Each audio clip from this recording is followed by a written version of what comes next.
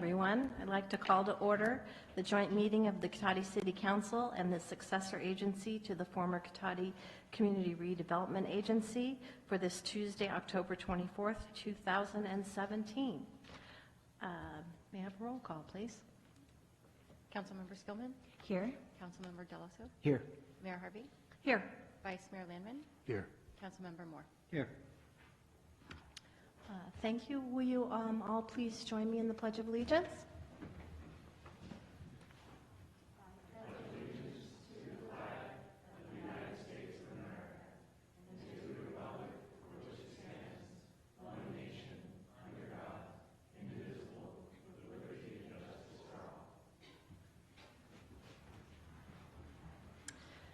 Thank you. We will move to the approval of minutes and notice of waiving of reading of all resolutions and ordinances introduced and/or adopted under this agenda. Move to approve. Second. I have a motion and a second. All in favor? Aye. Let that show 5-0 vote. We will move to announcements. The City of Cotati has special open office hours on Monday evenings from 5 p.m. to 7 p.m. by appointment in the Community Development Department at City Hall as part of its Cotati Open for Business program. This program provides personalized assistance and information to developers, current Cotati business owners, and those interested in starting a new business within the city. The Roanoke Park Cotati Regional Library hosts events for all ages, including art exhibits, book clubs, and children's programs. All events are free and open to the public. For more information, call the library at 584-9121 or visit www.sonomalibrary.org. The Cotati Historical Society Museum is open regularly the second Tuesday of each month from 5 to 7 p.m., Saturdays from 1 to 4 p.m., and by appointment. For more information, call 707-794-0305. Citizens interested in receiving City of Cotati community alerts via text or email are encouraged to sign up at nixle.com. That is NIXLE.com. The city offers a variety of recreation programs for all ages. See details on the web at cotaticity.org. Due to the recent fires throughout Sonoma, local resources needed to conduct elections were redirected or became scarce. The governor has issued an executive order declaring the election schedule for November 7th, 2017 being conducted entirely by mail. Cotati City Hall will have a drop box for voter convenience in the Deputy City Clerk's office. Voter ballots may be dropped off during normal business hours and before 8 p.m. on Election Day. And, ooh, wow, lots joined while I was reading. With that, we will move to Honorary Mayor Taylor. Welcome back.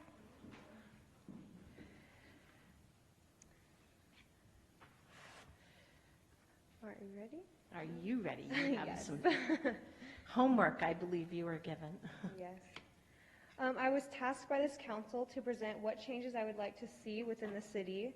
And I would not necessarily call them changes, but more involvement with our broader community, and more specifically Rancho Cotati High School. Students that attend Rancho Cotati High School and are residents of Cotati, I would say, are underrepresented. And although the school is in Roanoke Park, we are one unified school district. I would like to see the programs that the City of Cotati offers be facilitated and coordinated with the students of Rancho Cotati High School. Some of the examples I would like to see our current City Council members address are, for one, the Cotati Police Department Cadet Program. At Rancho Cotati High School, we should be advertising and promoting the cadet program and its benefits and ties to public service. Secondly, the newly reopened recreational department. Once again, we can advertise what programs are offered, and we can provide internships and volunteer hours to the students, which will increase participation. Also, we can make our fields and facilities available to the high school athletic department for off-site use. And lastly, our city government operations. And while I am honored and humbled to be nominated as a student mayor, not many students know nor understand how the city government works. Rancho Cotati High School has many civic-minded students that would love the opportunity to shadow or intern specific city departments. As an example, for me, being able to spend a day shadowing the city attorney would offer insight to my collegiate goals. In conclusion, I would like our city to find a way to better represent our community at Rancho Cotati High School and find avenues to enhance some of the great programs our city has to offer, along with pairing students, athletes, and leaders with opportunities. Thank you, and I would now love to answer any of your questions. I'll go. You'll go? Sure. Okay. I'll go. I had to finish writing a word down. So Taylor, thank you for doing the homework I assigned. That was important. I would appreciate that. Those are really clever ideas. You know, a lot of ideas we've heard over the years are important, certainly to young folks. Not always something we can carry out. Like years ago, we'd love to have a skate park. Well, then it takes planning and lots of money, and not to say that it's not important. But these are ideas that, and I know that Mayor Harvey and myself are on a committee called the 2x2x2, which is 2 council members from each city of Cotati and Rohnert Park, and then 2 members from the school district board. And we haven't met in a while, but maybe I like these ideas of, you know, certainly advertising the programs is kind of a no-brainer. And you might get, you know, a lot of interest from kids at the high school. The police department cadet program, recreation department, and all that's being offered. But I love the one about city government. I mean, city government operations. I mean, I think that would be, you know, a fruit that's pretty low-hanging that we could pick, where either city staff or city council members could avail themselves to, if it's, you know, a mentoring program or something. It depends on, you know, the interest that the kids would have. So I think those are really great ideas, not because I wrote them down, but because they came out of you, more importantly. So thank you for doing that. I really appreciate that. Absolutely, Yeah. thank you. No, I would just echo that. These are all really good ideas, and also something that we can do right away, that we don't have to wait for an approved budget or, you know, something to get done. So that's really great, because I like that immediacy of being able to turn around and actually get some of this done. And I'm glad too that he reminded us of the committee that they're on, because then they can communicate directly with the school and find out who's a good point person, who do we exchange the information with to get this going. So thank you very much for not only coming up with ideas, but how we can actually put them into action right away. So those are great. Thank you. Thank you. Vice Mayor? Thank you, Madam Mayor. While I was listening to you talk, I couldn't help but see the police chief. I don't think he's going to argue with you about more enhanced chances to talk about his cadet program over there. Real quickly, I'll echo my colleagues. A lot of really good ideas, and a lot of them actually seem very doable to me.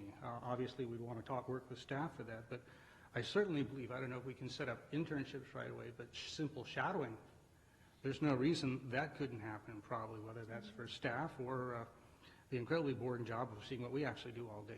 You may not wish for that. And going beyond that, I certainly would be open to seeing if the rec department and the police department perhaps would be interested in looking forward to annual presentations over at Rancho about what they have to offer in terms of volunteer possibilities, as well as the cadet program. We used to do similar things in the fire department with CPR on a regular basis.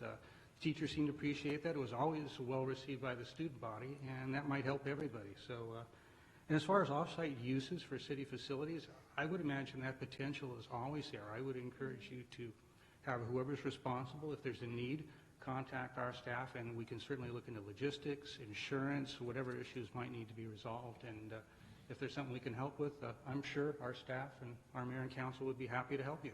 Well, I think the school would benefit from that as well. Good, thank you. John? Taylor, thanks very much. I thought that was quite a bit of information.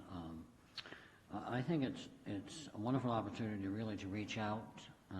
I don't know if through the Associated Student Government that there is a one point of contact, or if it's got to go through a instructor or mentor, but having that opportunity to reach out from the rec department or from the police department and from city government, I think is phenomenal.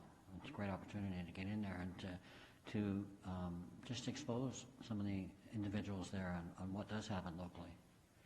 So I think it's something that we can all look forward to trying to incorporate. So, thank you. Thank you. Well, not to rehash what others have said, I think that those are really good ideas, and there's a couple of them that I think I would like to take on with you. But with that, I will read this. From the City Council of the City of Cotati, Taylor Singh does hereby receive the title of Honorary Mayor. This title is conferred for your outstanding contribution to the good cause of good government and as an expression of our appreciation for your support for this office. I do therefore confer this title with all the privileges and honors attendant to this distinction, this 24th day of October. So with that, would you like a picture? That would be great. That- Okay. Grammy would appreciate that too.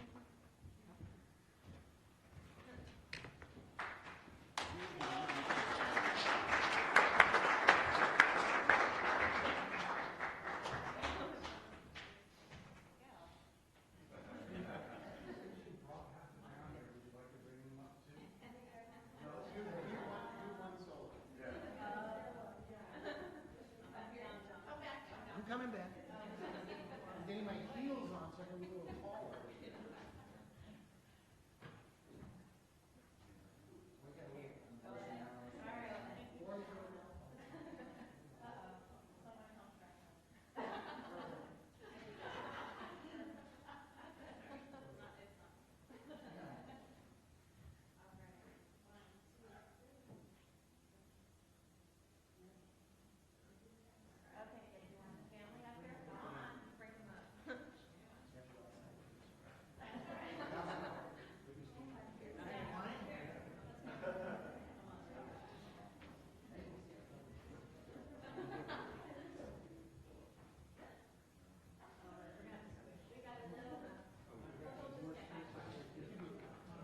Okay.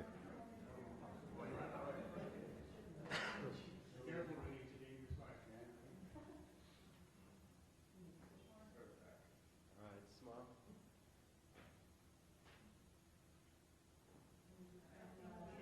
Yeah, I got two. Oh, yeah. Okay, I got that. Thanks.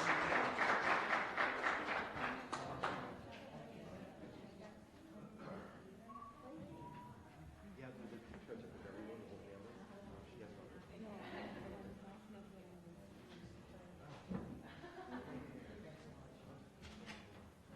Yeah, I see people.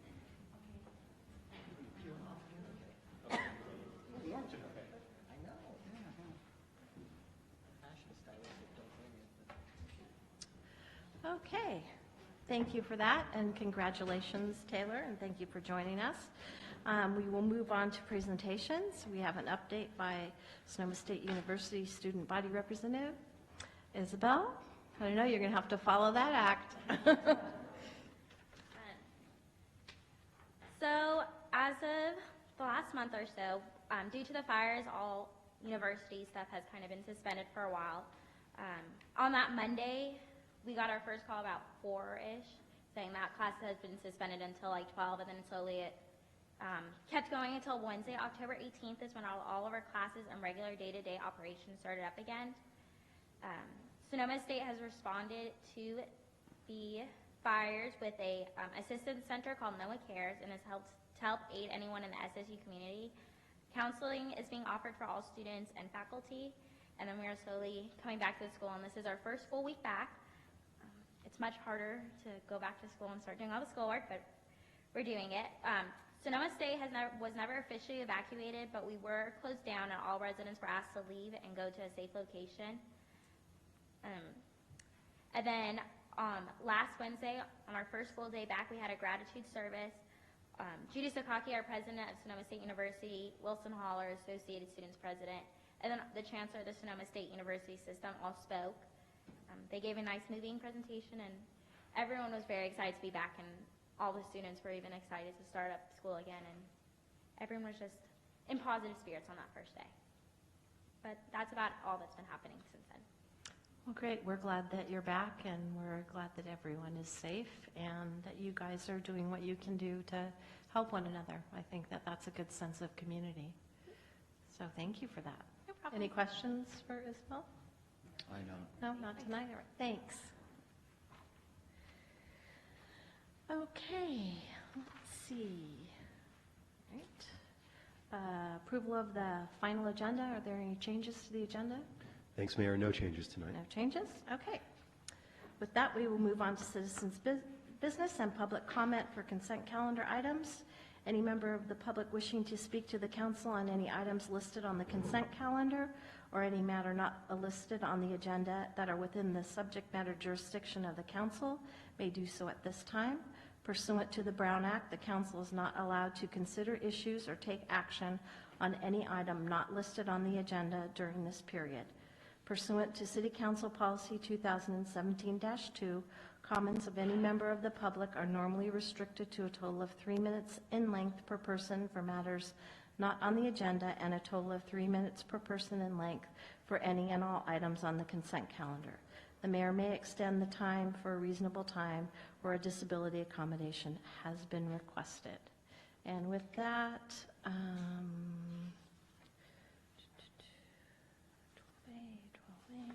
Looks like, Eric, did you want to speak on citizens' business? Yes.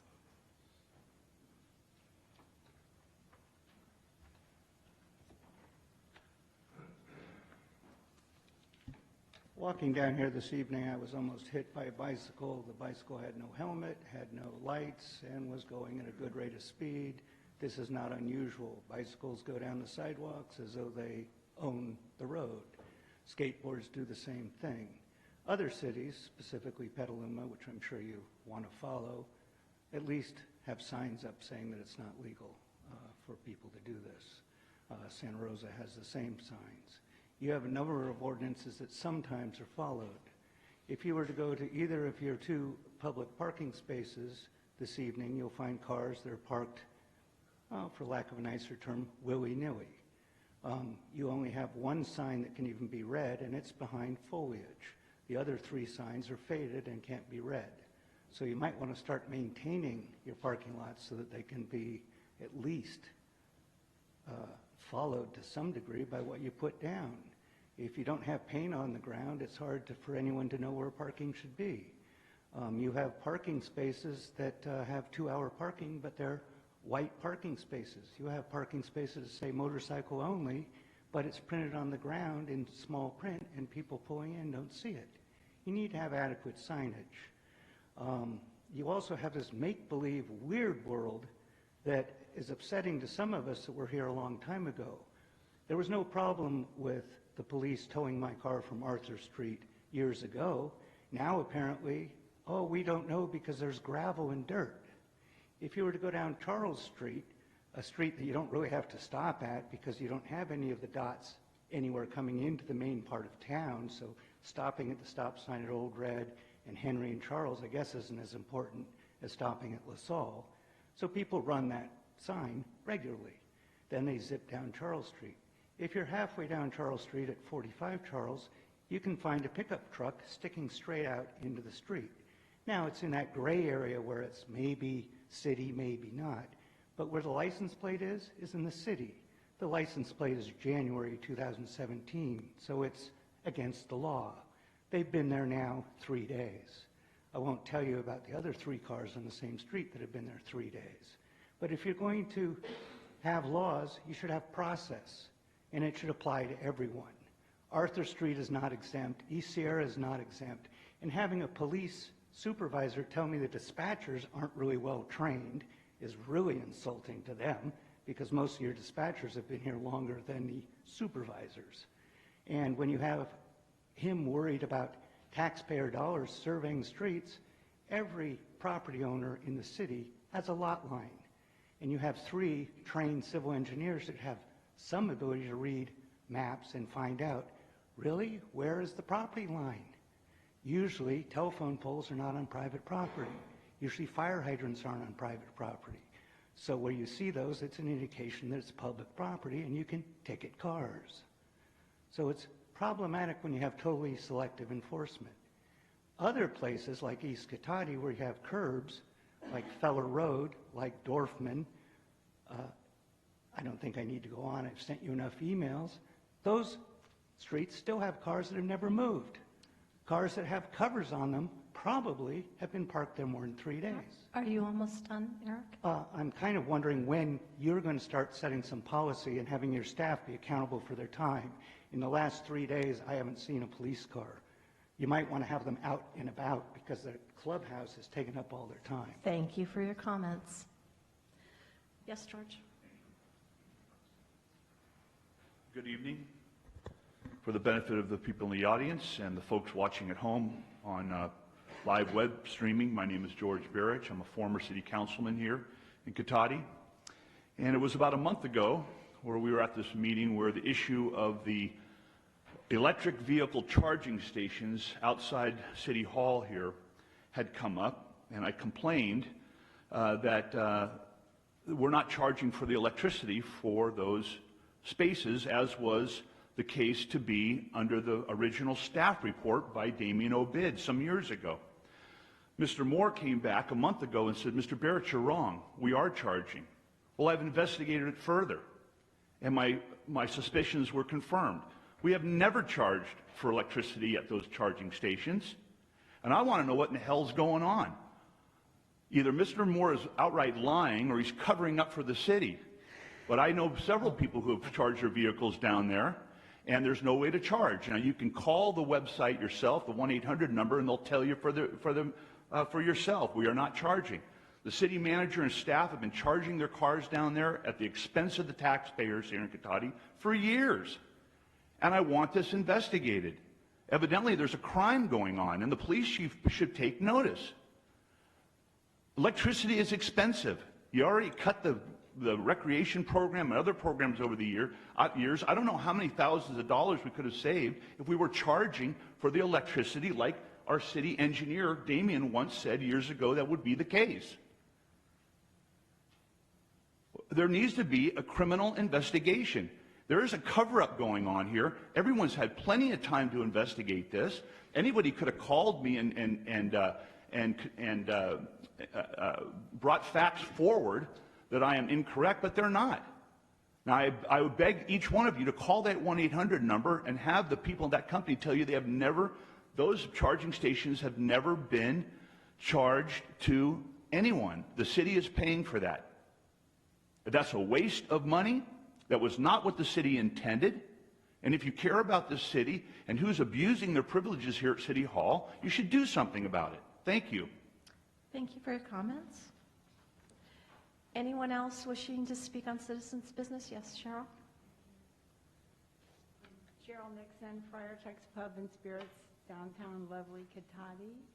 I'm here about our parking lot, city parking lot in Cotati. I talked to the previous city manager, and I've talked to the previous mayor, and I've talked to 2 sergeants. That parking lot is so dangerous, you guys, at night. It's really bad. I don't allow my workers to go out there by themselves, one, and it's really a hazard. I can't believe we've not had more crime than we have had back there. There's no lighting. It's pitch black. That whole side here and here, nothing. Only lighting there is on my building. I have one of those big floodlights, but it only covers right beside my building. Anyway, it's really important before we get in some kind of trouble that we get that taken care of. So I didn't mean to be negative, but I just wanted to let you guys know. Thank you. Thank you for your comments. Anyone else wishing to speak on citizens' business this evening? Okay, anyone wishing to speak on the consent calendar items? No? Okay, with that, I will close citizens' business and public comment for consent calendar items. And we will move on to the consent calendar. I'll move to approve items A, B, and C. I'll second that. I have a motion and a second. All in favor? Aye. Let that show a 5-0 vote. And we will move to direction on future agenda items.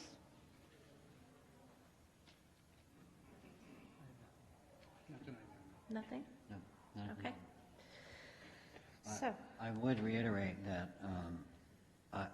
we might consider future agenda items, but I know that we're working collaboratively to try to get information with the county what they're going to be doing this winter with all of the explosion and housing needs and things like that. So had we not had that effort going forward, we might be looking at that as a separate agenda item. So. Yeah, I think that there is stuff going on, and I know Damien has been participating. I've participated in at least one meeting, and we as mayors and council members will also have a discussion on that at our November meeting. That was deemed an emergency type item, so more to come on that. With that, Damien, can you help me a little bit on the lighting in that parking lot? I have noticed that that parking lot is dark. Do we? So that's something we'll have to look into. I know that it's private property and the city's a lease that expires, I think in about 10 years on that property. So I'll have to confer with Robin and we'll see what we can do. Okay. Yeah, I mean, the structures there are all private structures. Right. And so we'd have to either get some type of permission to mount stuff on the building exteriors or put in some sort of public lighting, but that would be an expensive proposition. And we would have to consider the lease probably as part of that discussion, an extension of and so forth. Yeah. Okay. Question? I wonder, this might have been part of the original discussion that's been lost to time, but I know we've got some pretty good residential involvement with a lot of backyards backing up to that, as well as the front of some apartments in some of our mixed-use buildings downtown in that area. Does that ring a bell with anybody? Because I think that might be an issue why it's not wasn't designed to be greatly more illuminated at night, because I would imagine people living right next to that might not desire that as well, coming in through their living room, bedroom windows. Yeah, when the lease was originally signed, I don't know what the discussion was around it, but I mean, it's totally conceivable that you'd For my time too, yeah. Okay. Yeah. We'll see. Thank you. Can I, Thank you, Madam Mayor. that's a valid point. I don't remember either. I don't believe I was on the council. But, there's bollards that are thigh high, knee high, and the light points down. And that could be ample lighting where it wouldn't affect neighbors, but ample lighting to see your way into the parking area and to get to your vehicle if they're put in strategic places. So, I mean, there are alternatives out there is what I wanted to throw out there. So they don't have to be, I think, the traditional really tall lights the neighbors would not appreciate that. So that's a good point. So if you could please check into that, I think we'd all appreciate that.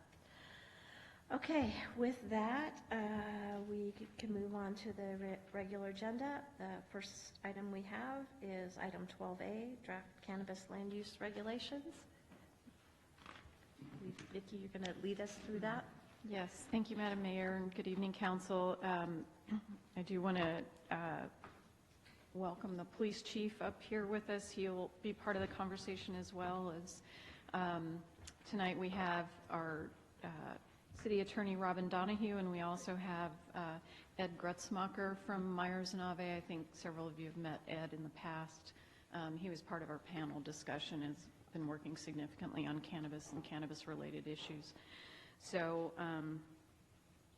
let's dive in and get started. To outline our basic process with what we'll be discussing tonight, these are, for lack of a better term, the guts of a formal ordinance that will be coming back through the process with the Planning Commission and with this council for adoption. And so what you've got in front of you tonight are the critical decision points for developing that ordinance. So we've pulled out the license types that we're recommending, the locations that they would be recommended for, spacing, caps on them, et cetera, and then as well as the operational criteria that we would be expecting. So it's the big bulk of a future ordinance, and we're hoping tonight to get some feedback from the council on those items. As you all probably know, the same package went to the Planning Commission on October 2nd. They made several very good modifications and recommendations that were detailed in your packet, and we'll be discussing them a little more tonight as well.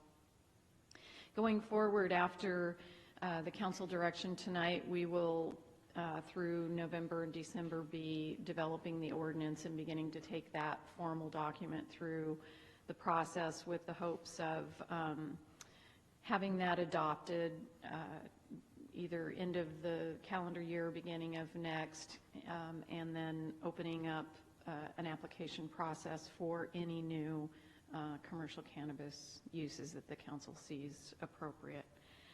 So that's kind of where we're at, anticipating being able to issue licenses, if appropriate, sometime early part of 2018.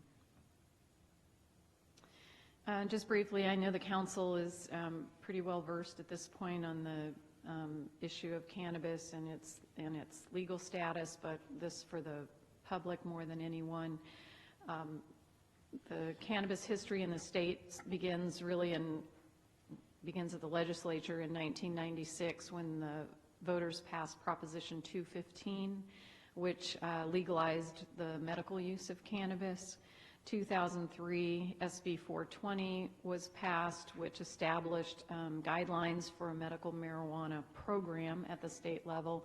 It allowed for grower collectives, and it created a voluntary state ID card system for medicinal users. In 2015, the state legislature enacted the Medical Cannabis Regulation and Safety Act, and that was a whole licensing framework for the commercial cultivation, manufacture, retail sales, transport, distribution, delivery, and testing of medical cannabis. Then more recently, in November of 2016, the California voters passed Proposition 64, which legalized the recreational use of cannabis by persons 21 years and older, so it's referred to as the Adult Use Marijuana Act. And then the latest action by the state was this past June in 2017 when the governor signed SB 94, which is referred to often as the trailer bill, and that attempted to align the medical and recreational / adult use regulations to create a single licensing system for both medical and recreational, and create uniformity across those two programs as much as possible. And that now has an acronym that I can't possibly pronounce. I know Ed has perfected it. Specifically, the Adult Use of Marijuana Act, this is, I think, most critical for folks in neighborhoods that are wondering what it means for them specifically. Prop 64 legalized the adult recreational use of cannabis, and excuse me, as part of that, adults may possess up to 1 ounce of marijuana and 8 grams of concentrated marijuana. It also allows individuals to grow up to 6 plants in a private home. We can modify that location at the local agency level. It designated certain state agencies to license and regulate marijuana, and imposed state excise tax of 15% on retail sales and cultivation taxes of $9.25 per ounce for flowers and $2.75 per ounce for leaves. So again, that's an excise tax different than the business tax that will be on our ballot for 2017. It also exempted medical marijuana from sales tax if the user has a government-issued medical ID card, and authorize local governments to regulate and tax as appropriate to them. A few more details about the trailer bill. Again, as I said, it attempted to align the medical and adult use into a single licensing system. One thing that will come out of that specific to licensees is that each license must carry either an A or an M, an A for adult use or M for medicinal use, and those license types, even if they are granted to a single operator. The two must be in distinct and separate premises, which we can get into later.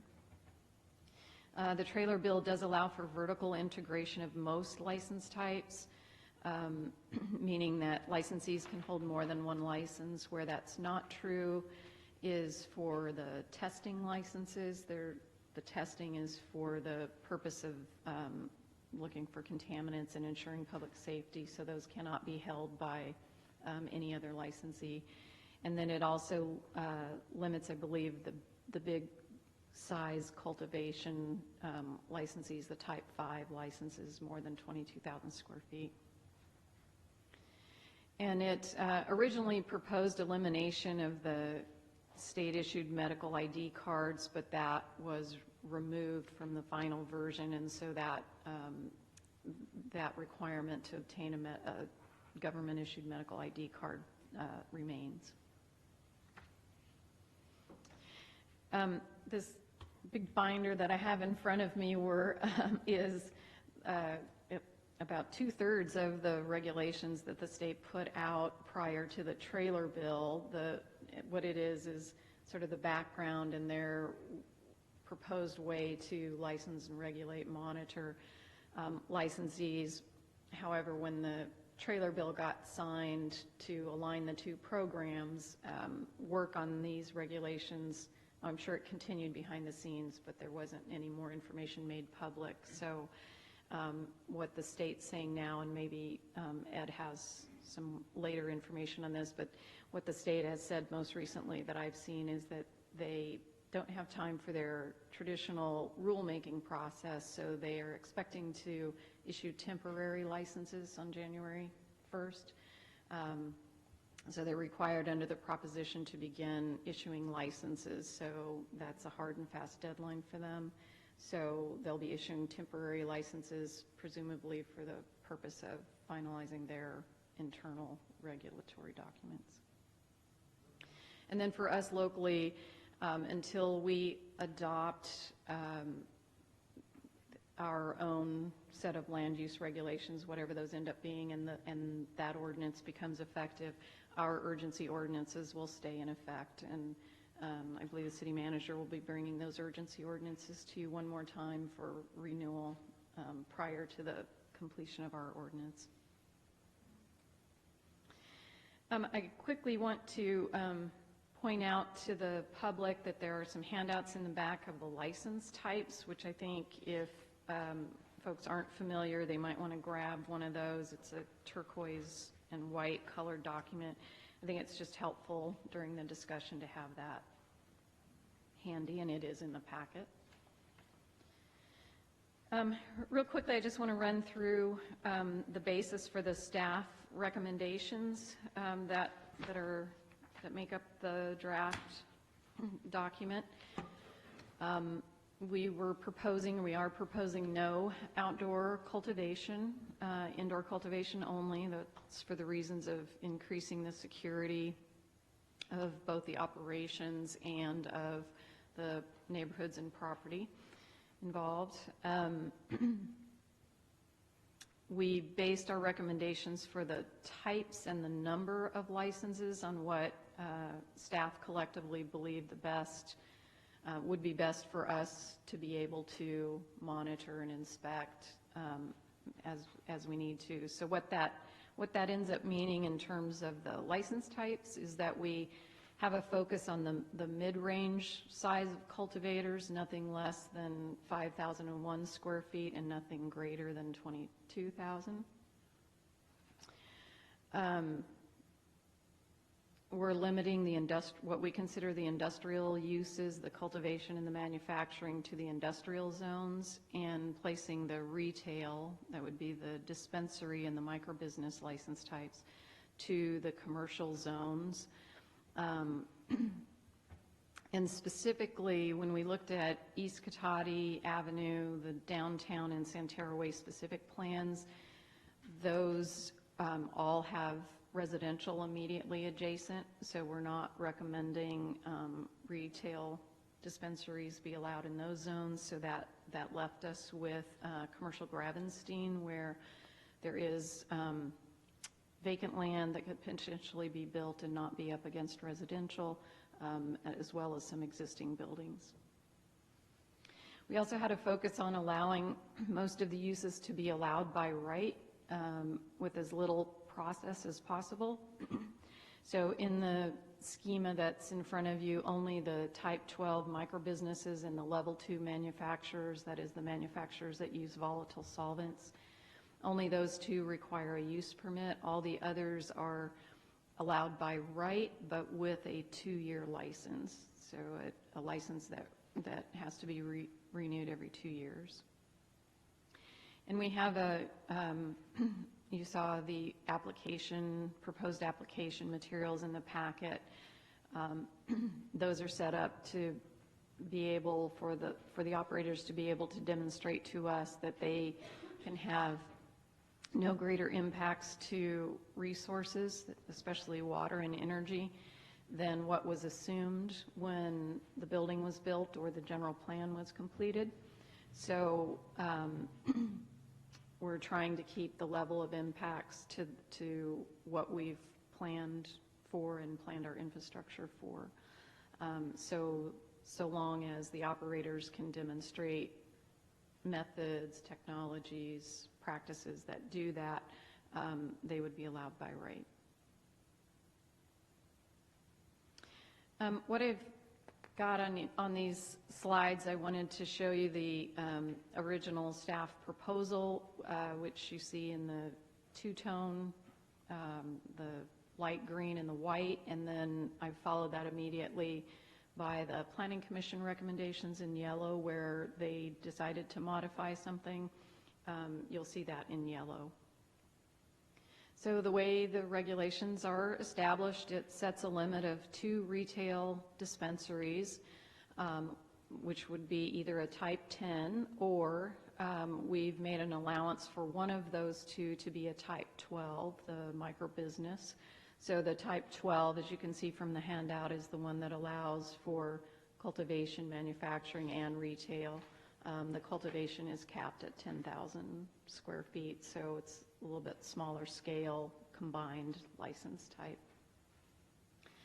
Again, each of those licenses would have to have an A or an M issued to them, and as it's proposed, the dispensary, the regulations around where and how the dispensaries could be located, they're based on operator and property. So technically, each of those could have both an A and an M license. So you could have a type 10 A and an M, and then a second type 10 A and M. And the reason that's important is when we get to the public dispensing area size. So we'll come back to that in a minute. As I said, the retail dispensaries, we tried to keep retail and retail zones and industrial zones. So the retail dispensaries, including the type 12, are proposed to be allowed only in the Gravenstein corridor. Hours of operation, we originally proposed that they be the same as our current dispensary regulations, which are Monday through Saturday 10 to 7 and Sunday 12 to 5. After some public input, the Planning Commission recommended that we expand those Sunday operating hours to be the same as Monday through Saturday. So that recommendation would be 10 a.m. to 7 p.m. on Sundays.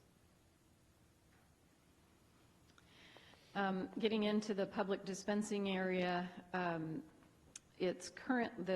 current dispensary regulations limit the public dispensing area portion of the dispensary to 800 square feet, and staff had recommended an increase of that to 1,000 square feet.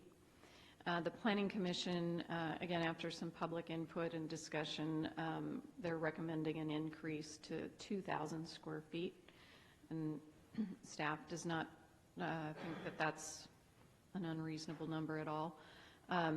For operators having both an A and an M license on the same property, that would result in a total of 4,000 square feet of public dispensing area, though they would be in separate premises. So Just want to call that to the council's attention. At the state level, delivery is allowed for every retailer, so every retailer can have a delivery operation, delivery function. We are recommending that our local regulations require, I'm sorry, let me back up one second. And the state license also allows for that retail license to be delivery only. So it doesn't require a physical storefront. Someone could take orders over the phone or the internet and make deliveries. Staff is proposing that our licenses require there to be a physical storefront. And the reasons for that are simply that it's a known entity at that point. It keeps retail activity in the retail zones, and it doesn't introduce it into the neighborhoods necessarily, except for the accessory delivery services that a storefront would have. So that's the way staff has envisioned them. We're in discussions with the city attorney's office to develop the language that makes that a little more explicit in what you see, but that's the intent. Some other commission recommendations around retail dispensaries. They did recommend a removal of the patient cap, which currently is 1,100 for the dispensary, 1,100 active patients per month. And the Planning Commission was comfortable with removal of that cap. They did not recommend that we expand the allowances for on-site consumption at this time. On-site consumption meaning testing of products or tasting of products, if you will. I don't think anyone was terribly uncomfortable with that idea. They just felt that perhaps after things got a little further in development, things like intoxication levels, that might be a later development for the retail use. There was a brief discussion about the 600-foot separation that's currently in the regulations. The Planning Commission voted to retain the 600 feet and not expand that to 1,000. I do have a new recommendation after studying the language for a while and trying to figure out the ways that properties could be mapped. So mixed use is a good example. Industrial or commercial condominiums are another example where the property line is not as important as the actual physical distance between one use and another. So the way the language reads right now, the first instance of it is in your packet on page 59. It just reads, distance shall be measured in a straight line from the boundary line of the property on which the dispensary is located to the boundary of the property, of the second property. And staff is instead proposing that we use the language that we currently use for alcohol-related uses and the separation there, which, as you see, is measured instead by, I'll just quote it, distance shall be measured between the nearest entrances along the shortest route intended and available for public passage. So rather than getting mixed up with property boundaries, it just takes use-to-use distance. So we would propose to change that language as well. I did want to focus for a moment on the distances because I know there's at least one public comment about the distances. Both of the maps I'm going to show you are centered at 7950 Redwood Drive, and I chose that location simply because it's the location of our current dispensary, and it's shows you it's a good example for it's easy to see what else might happen if we center it there. This is the 600-foot buffer And as you see, it would take out any possibility of having a second dispensary on the Lowe's property or the property that is currently in front of Lowe's if the westernmost boundary of those parcels, which I'm going to call the Newman parcels in front of Lowe's, there could potentially be one located there. There could potentially be another one located further out, Highway 116. The second distance restriction that are in the regulations are 100-foot separation from a residential use. And so that would eliminate several possibilities around the Cotati Cottages, the development that's at the Ford Lane. Let me point it out on the map. So in this area here. And it would eliminate possibility of having a dispensary along the south side of Highway 116 because all of the commercially zoned property there, as it's currently mapped, backs up against residential uses. Some of the larger parcels as you go west where the landscape materials yard is located and the prior site of the trucking facility, those could be developed in the future with uses that would allow them to have sufficient separation from the residential that backs up to them.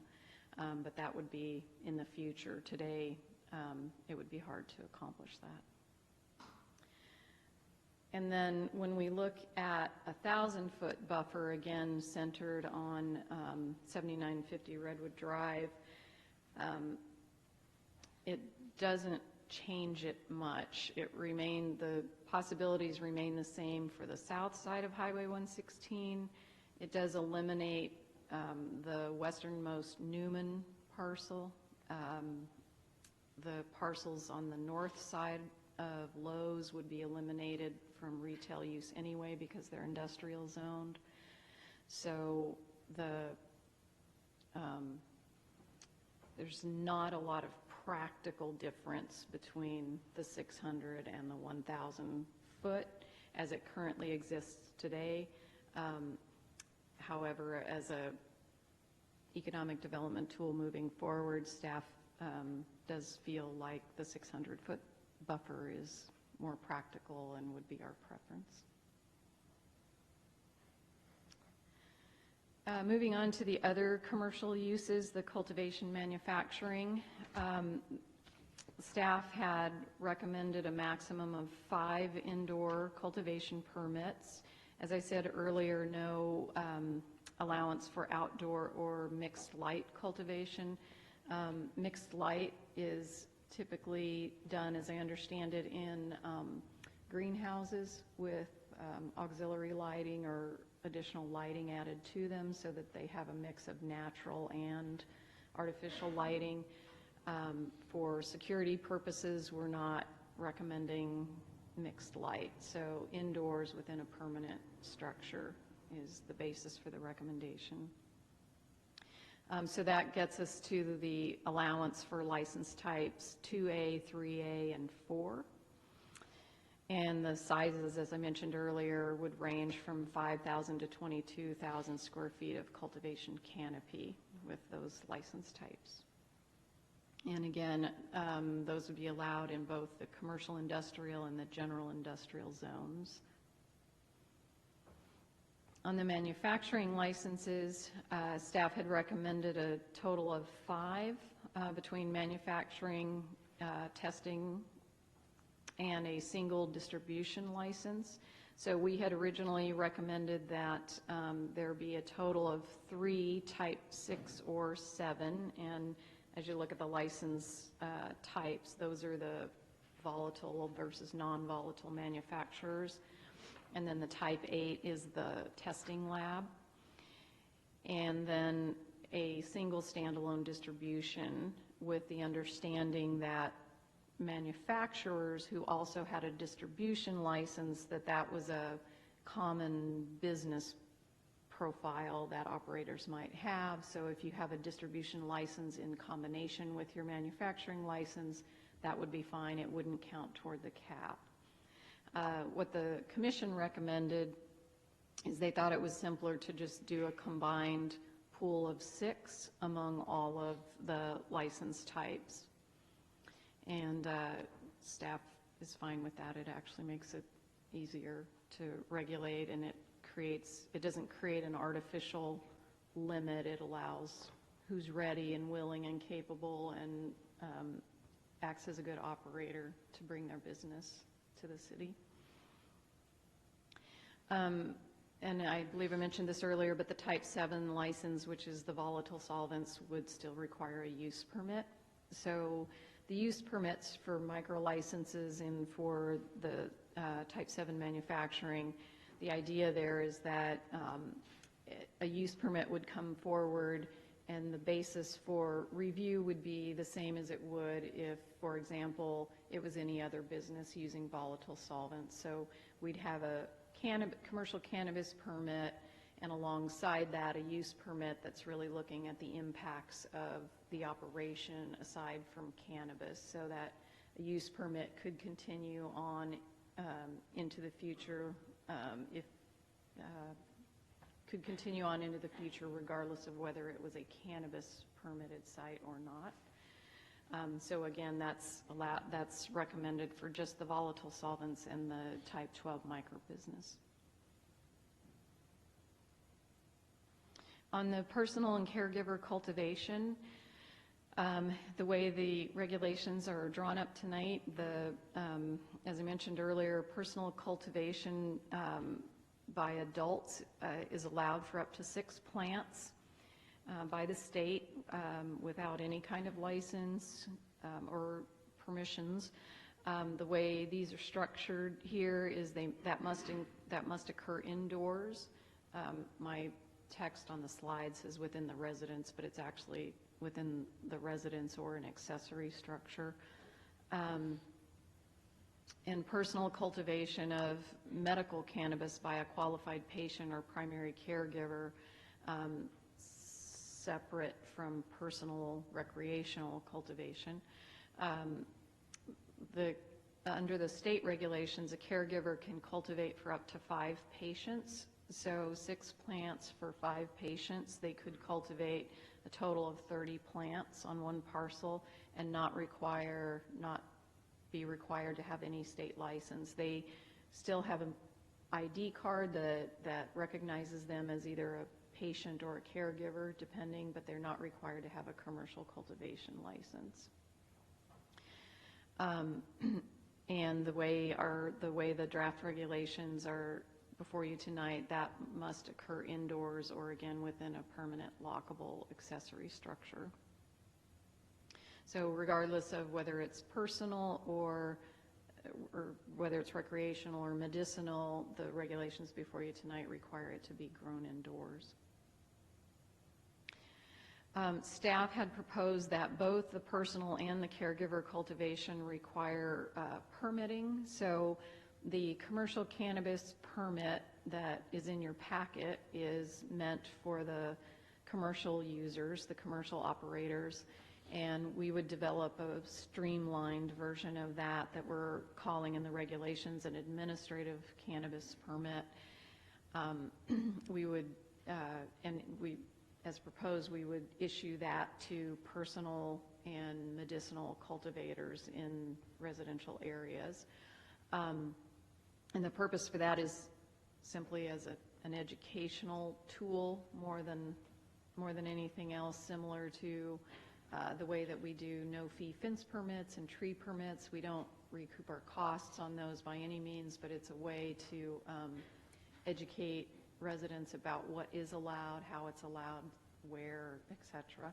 So that's what staff had proposed, and the commission refined that further, I thought, with some good ideas to allow the personal adult cultivation, personal cultivation regardless of whether it's recreational or medicinal, to be over-the-counter permitting with no inspections required. and that for the caregiver cultivation, the person who may be cultivating for numerous patients, that have a higher bar. So it's still a permit with an inspection, not to the commercial level, but has that additional inspection function by the city. So that was the Planning Commission recommendation.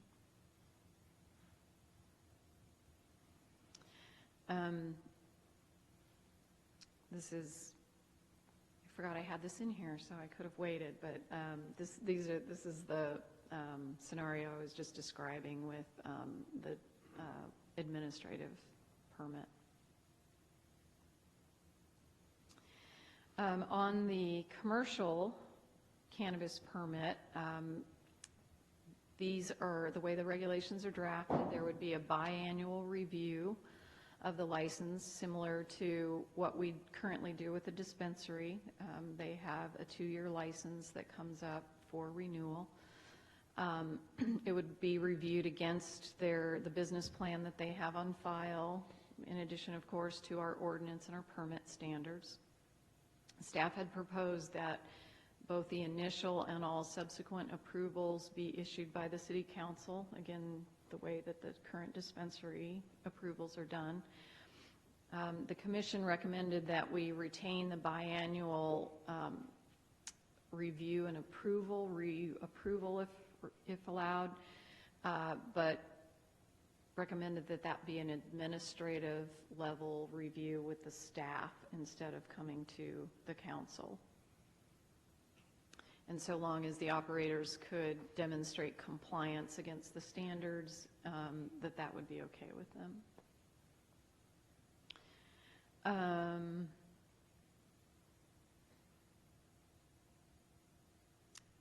I think I've mentioned everything here so far.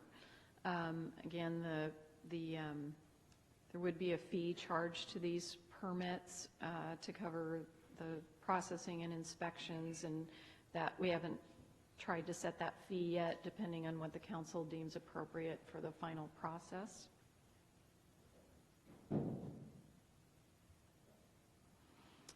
And moving forward, again, what we're asking for tonight is that the council provide us with feedback on the salient points for developing the ordinance. And as I mentioned, staff will then return with a formal draft ordinance for review.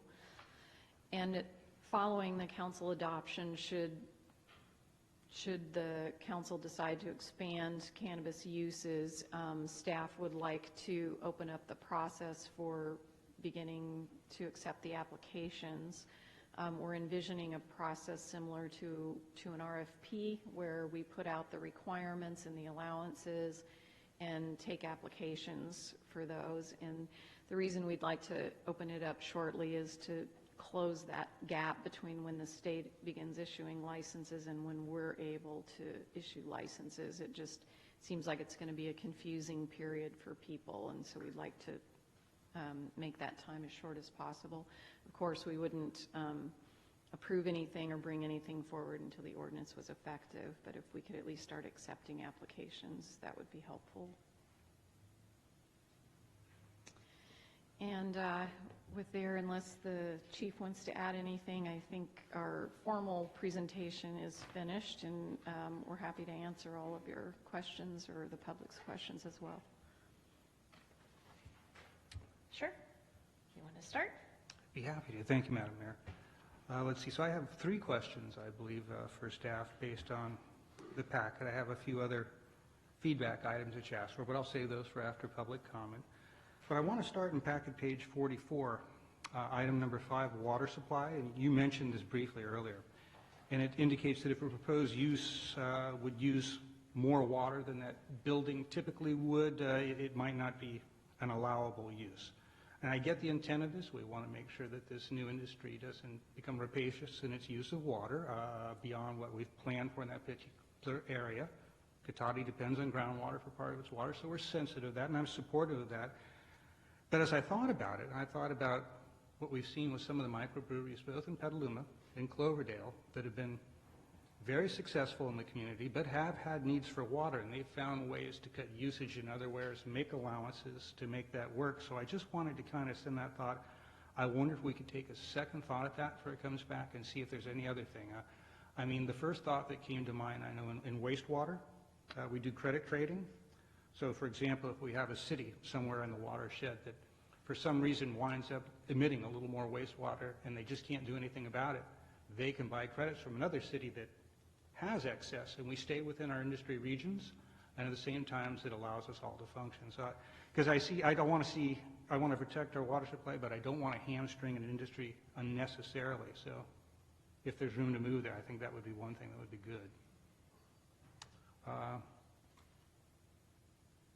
And we could do the same thing. Did you want to answer? Do you want to answer? Oh, I'm not as on fresh? this one yet, but that's okay. Please. I think she was trying. I think that's a great point, and I think we could probably just add a simple, without prior city approval clause to that, which would allow, I know several of the operators already plan to use recycled water if they're cultivating. I'm not sure, I'm sure some of the manufacturing processes can do that as well. I'm just not sure which ones. So by adding that language, it would allow for some creative problem solving. Something satisfactory to the staff process.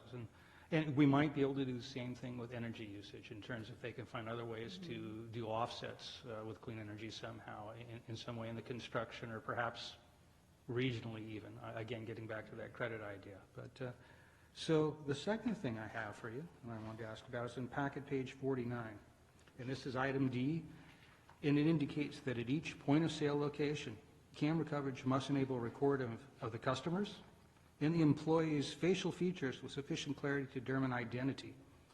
And I think I have a rough idea why we're looking at things like that, but I wanted to ask you, Ms. Parker, I have the sense we're kind of putting an onus on this business and making these customers feel somewhat uncomfortable, somewhat like they're participating in a criminal activity.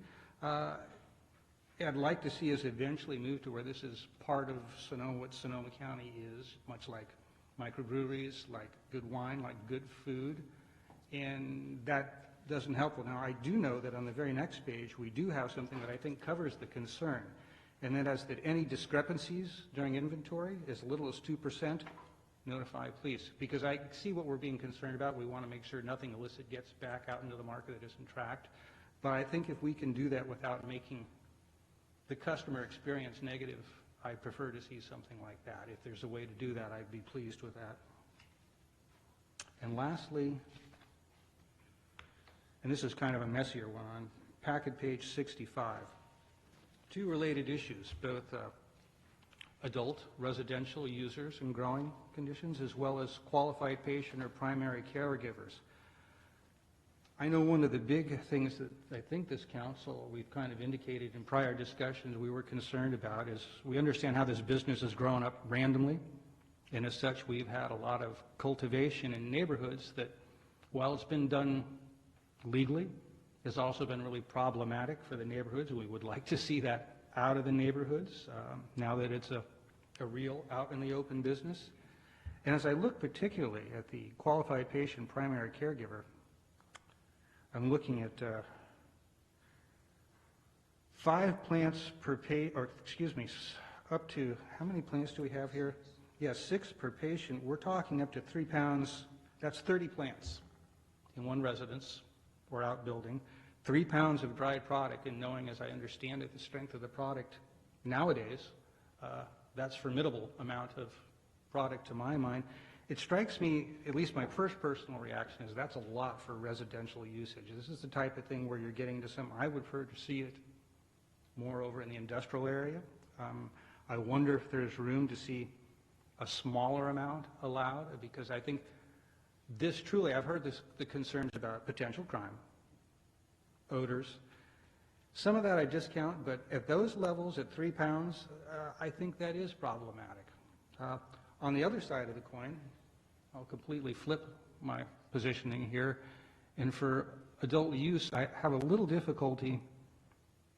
I understand the concerns, but I have some personal difficulty telling people, since the state's given you all the ability to grow marijuana to a certain amount, 5 plants in your backyard if you'd like per person, I'm a little comfortable telling you you have to instead do it in your house with expensive use of electricity, lights, ventilation. At a smaller amount, I suspect that some of our concerns, such as odor and potential crime, might not be as large. And I'm wondering if there's a possibility for something that is in the middle there that perhaps allows a smaller amount for both of those. Perhaps even as what might be the smart thing to do would be a trial basis for a couple of years. Because then if it doesn't work, if we have too many nuisance calls and it is problematic for the community, then we can always go that direction. But I think if we start out by requiring, no, you cannot grow in your backyards, we can never, it's hard to go back the other direction. So I don't know what thoughts you have on that. I know this is all kind of new stuff and we don't have a lot of examples to look at. I would like to comment on that, Vice Mayor. So when I first arrived in Cotati in Sonoma County, I'm from Merced County, that's where my law enforcement career was at. So this was something new to me, not that cannabis didn't exist in Merced County. But if we're not in the emerald triangle here, we're certainly on the fringe, right? I've kept an open mind regarding cannabis and our city ordinance. You know, Mercy Wellness, they're professional. I've worked well with Brandon. I've asked him for additional security measures. He's always stepped up. He's been professional. It's not a burden on the police department. But outdoor grows are. And we're actually in a good place right now. And I say that because when I got here, there was a county ordinance where somebody could grow, an individual could grow 30 plants on a parcel, but it didn't limit it to one individual. So we literally would have 90 plants in a backyard in Cotati, because I've seen it. Wow. And we would call up the district attorney's office and find the narcotics prosecutor, and they wouldn't touch it because there was 3 postings, right? 3 posted individuals on one parcel. So there's been a change though, right? And we even remind the prosecutor, I think we have a former prosecutor on the dais here, we reminded the prosecutor that that's a county ordinance, this is a city, you know, you're telling you're not gonna act on this, and they said, no, we're not gonna prosecute it. So that was very frustrating. However, and that was a very dangerous thing, right? These outdoor grows are a dangerous thing.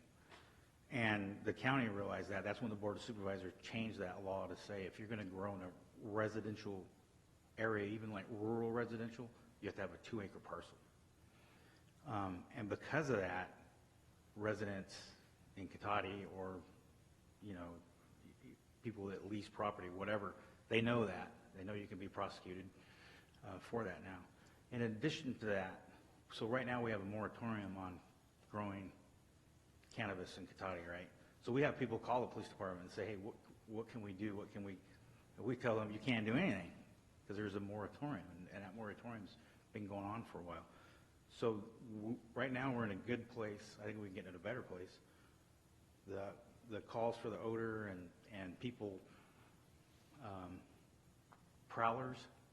So at harvest time, we get people that aren't residents here walking around trying to, and you can find it, you can smell it. These calls have been reduced. Are you telling me every time I walk around the neighborhood and I think I smell a skunk, that's not a skunk? It's not a skunk. Okay. And it is an odor. They call it skunk for a reason. Thank you. So having said that, we're in a good place now. I'm happier than when I got here regarding that. I'd like to get to a better place and ban outdoor grows altogether. If 6 outdoor plants, that's still a lot of money, right? And if you have a $5,000 item, you don't leave that in your backyard. You lock that up in your garage or your home. Yeah. We'll still have the prowlers. We'll still have the problems associated with it. And, you know, and I've kept an open mind since I've been here. I support, you know, the commercial grows where they're at because they're not near homes. They're indoors, you know, where they're safe. So I just share with the council, as your police chief, I recommend no outdoor grows. Well, it sounds like you live in a vaguely more green triangle than you expected when you moved up here, and I would agree. I can imagine what you might have been thinking when you did the math and figured out what did you say, 300 plants in the backyard? No, 90, okay. 90, but that's That's a still, lot, yeah. What are we looking at there? That's 9 pounds a year, probably? Yeah, I get that. I was thinking, frankly, of something much less than that. I was thinking that, a typical half of what the state's recognizing, because I know we do have the ability to throttle that down a little. So I was thinking smaller, much smaller than that, because I agree. I might be a little more willing than you to open the gate just a little bit to allow people the rights they should have, but I agree with you too. We want to be careful, because when you came here, we weren't in a good place. I know it's been said, but I'll repeat it because I think this was said at planning. It does strike me. I think for smaller amounts, like a couple of plants in a yard, I don't know if crime or odor will be as much of a problem, but I do know that if we're going to have larger amounts, I would rather have people going outside than coming into the structures and coming inside to look. There is that to think of. So that strikes me. But at any rate, it certainly wouldn't be a hill I'd die on for this. I think that most of the regulations have put together are good. If it had to pass just as it is tonight, I wouldn't have huge problems with any of it. So these are just suggestions that if the council was willing to at least give a little time, a couple of years, to see if we don't need to abridge the rights of the community as strongly, it might work out. And if it doesn't, and it may well not, I could be wrong in this. I mean, it is hard to predict without a crystal ball, and I can't do that. But I just thought we might want to consider trying something like that. And if it doesn't work out, and if the rest of my colleagues don't want to support it, that's fine too. So I think that's the 3 things I wanted to ask you about. So I'm good for now. Thank you. Okay. John? Do you have questions? I do have some questions. I need some clarifications, but I don't know if you would rather open it up to citizens business first and then come back and discuss that? It's up to you. If you have questions before we open it. Okay, I If do. you want to wait, then that's no, fine. go ahead. Yeah. Thank you. When you were talking about the industrial area versus the commercial area, I don't know if you can bring that map back up when you were looking at that.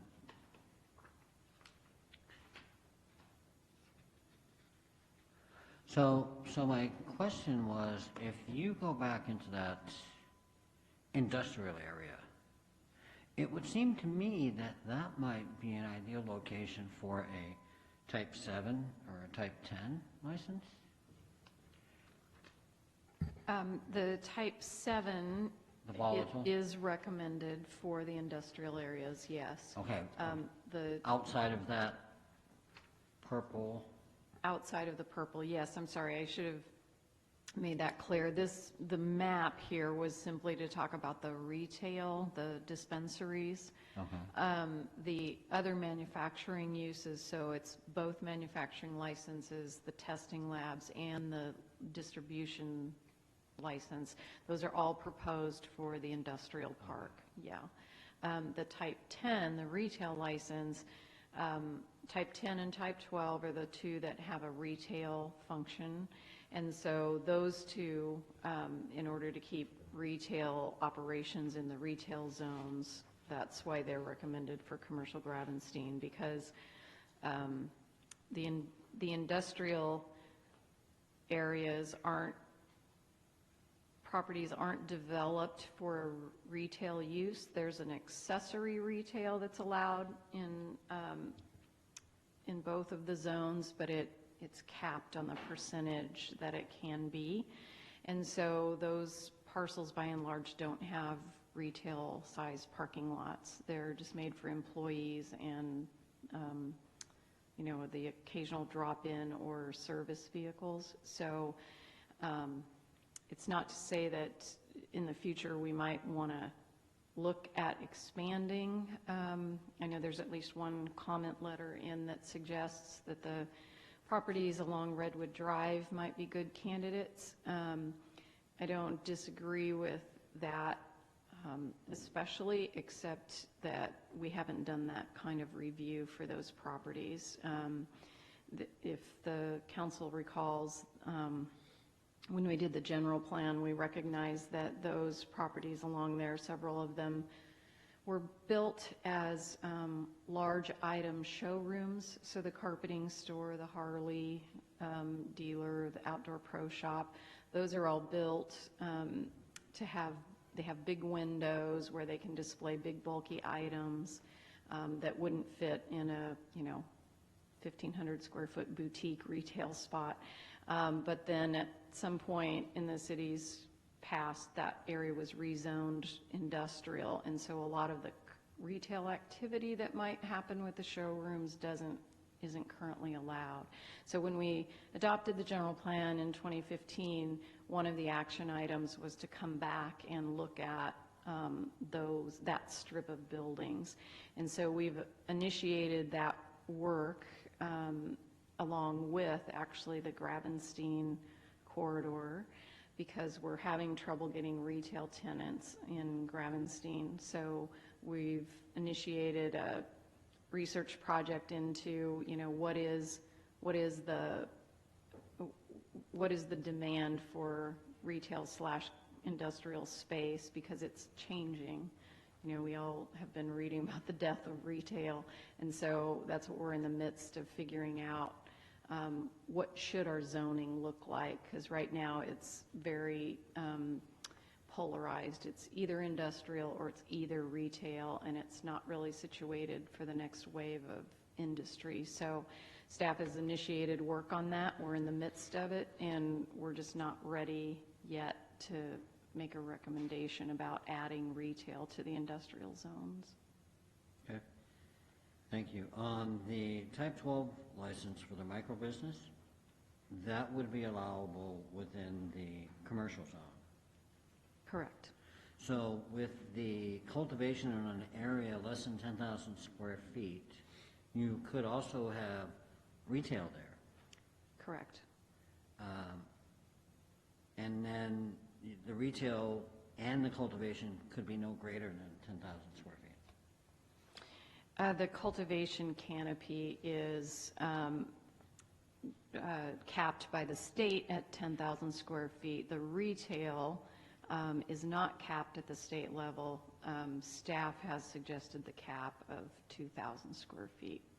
So you could have a type 12 license with 10,000 square feet of canopy cultivation and an additional 2,000 square feet of retail there? Yes, and as a matter of fact, if you had both a type A adult use and a type N, you could have up to 4,000 square feet of dispensing area The as adult current. and the medical. Mm-hmm, correct. So, and can you define canopy? Yes, it's similar to the drip line of a tree, the way we measure the drip line of a tree. So it's a measurement of the full growth of the plant. So if you're envisioning looking down on it, sort of bird's eye view, the area occupied by growth, plant growth. Okay, so if you had a plant in a planter and then the canopy came out beyond that planter, that would be the measuring point. Correct, not the planter, but the canopy, yes. Right, okay. When you were talking about some of the commercial areas and then along the frontage road along 116, you could potentially have a dispensary in the old Ridge Recovery area there? Or, because that's not close enough to the residential? Yes, you could. Okay. In the future, not as the building currently exists, Right. but yes, Yeah. correct. That would be a rising from the dead, I would imagine. And then the question regarding the light, the mixed light, I'm not sure that I understand, because if you are looking to mandate growth inside, I would think that we would want to look toward using as much natural light, even though it may be filtered, as possible, versus purely LEDs or fluorescents or whatever they may be, keeping the environment in mind, energy usage. Yeah, it's a good point. We try to balance that. So I did a little research and talked to some of the industry folks about whether you could grow with natural light inside of a permanent structure. So say it was an industrial building that had skylights in it, and the resounding response was no, not really. It's not feasible. There's not enough light coming in through that type of structure. A structure that would be sound, structurally sound, would limit the number of openings that you could have natural light coming in, so it wouldn't provide enough light to really grow with. So what that means then is that you're doing it in non-permanent structures where the surfaces are transparent or at least opaque, and supplementing it and with artificial light. And so those non-permanent structures, you see those around the greenhouses, hoop houses. Those were, so what we were trying to balance was the energy use versus the security. And we ended up with the security, yes. And I will say, and I think is appropriate to a couple of the comments that have been made, is that we fully expect that we, along probably with the industry, are going to learn as we go. We're trying to piece together a lot of information and a lot of practices and regulations at various levels all at one time. So I fully expect we're all going to learn how to do this better, and that what we adopt eventually is probably not going to be the same as what we are working with in a couple of years. I think we're going to come back regularly with refinements to it.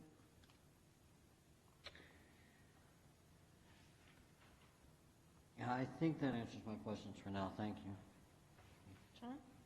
I have a number of questions, but I'm going to hold off until we have some public input. Okay, Wendy? Okay, so that brings us to the time for us to open this up to public comment, and I do have some cards on this, so I will start with those. Tom Moynihan?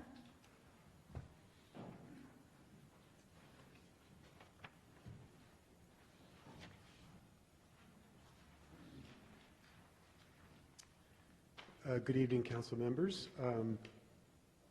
First, I'd like to say I think it's a good ordinance and a good direction. I think staff's done a great job putting this together.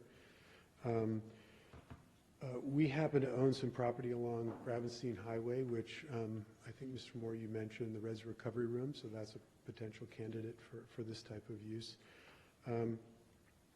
There's a lot to digest here, and we're just beginning to understand it, so we have questions, just like I think the council has.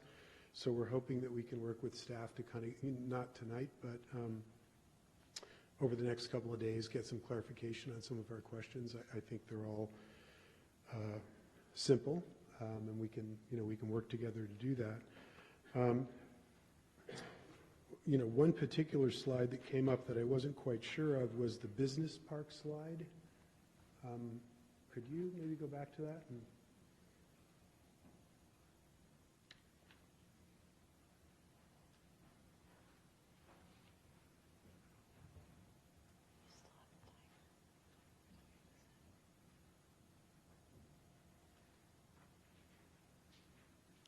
Is this the one you mean? Well, I'm not sure. I think it was maybe after that.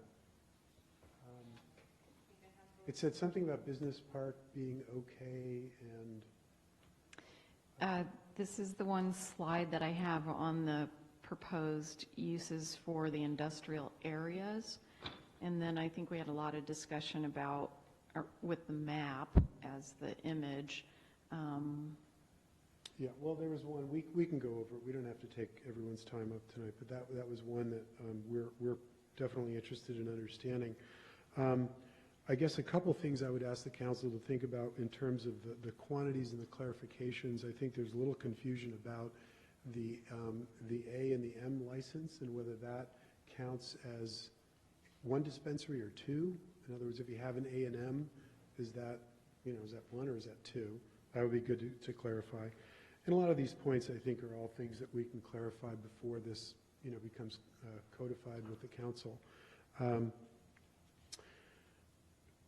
I think there's a lot of really good work that's gone into this, and I think that what we would like to do would be to delve into this a little bit more. One of the other question that we had to do with the number of indoor licenses, and it sounded like it was, staff was thinking about limiting that to 5, and that seemed like a pretty low number to me.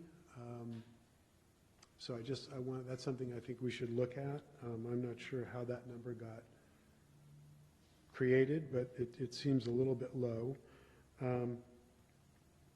I think one of the other questions is, with regard to the whole cannabis business, this is kind of like a great opportunity for the city, I think, to bring this business into the city and allow it to be embraced and to cultivate that type of business.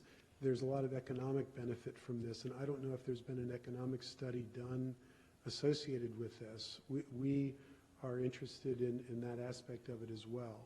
So I'd like to work with staff and try to get some numbers around what the taxation elements are, because I think there is a big economic benefit. I don't think that's the only benefit to the city, but there's jobs, well-paying jobs. I think there's a lot of other good aspects, and I'd just like to encourage that to be part of the discussion as well. So, Okay. thank you very much. Thank you for your comments. Steve Monahan.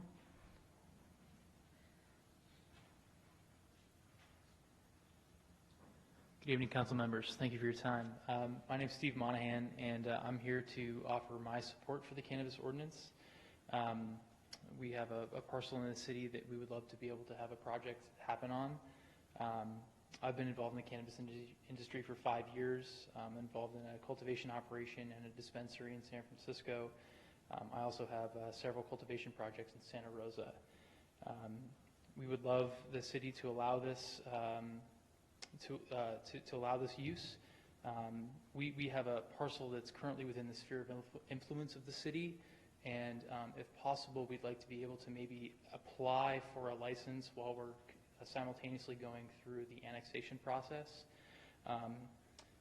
Because I've been in the industry for a long time, I'm very familiar with a lot of the benefits associated with these projects.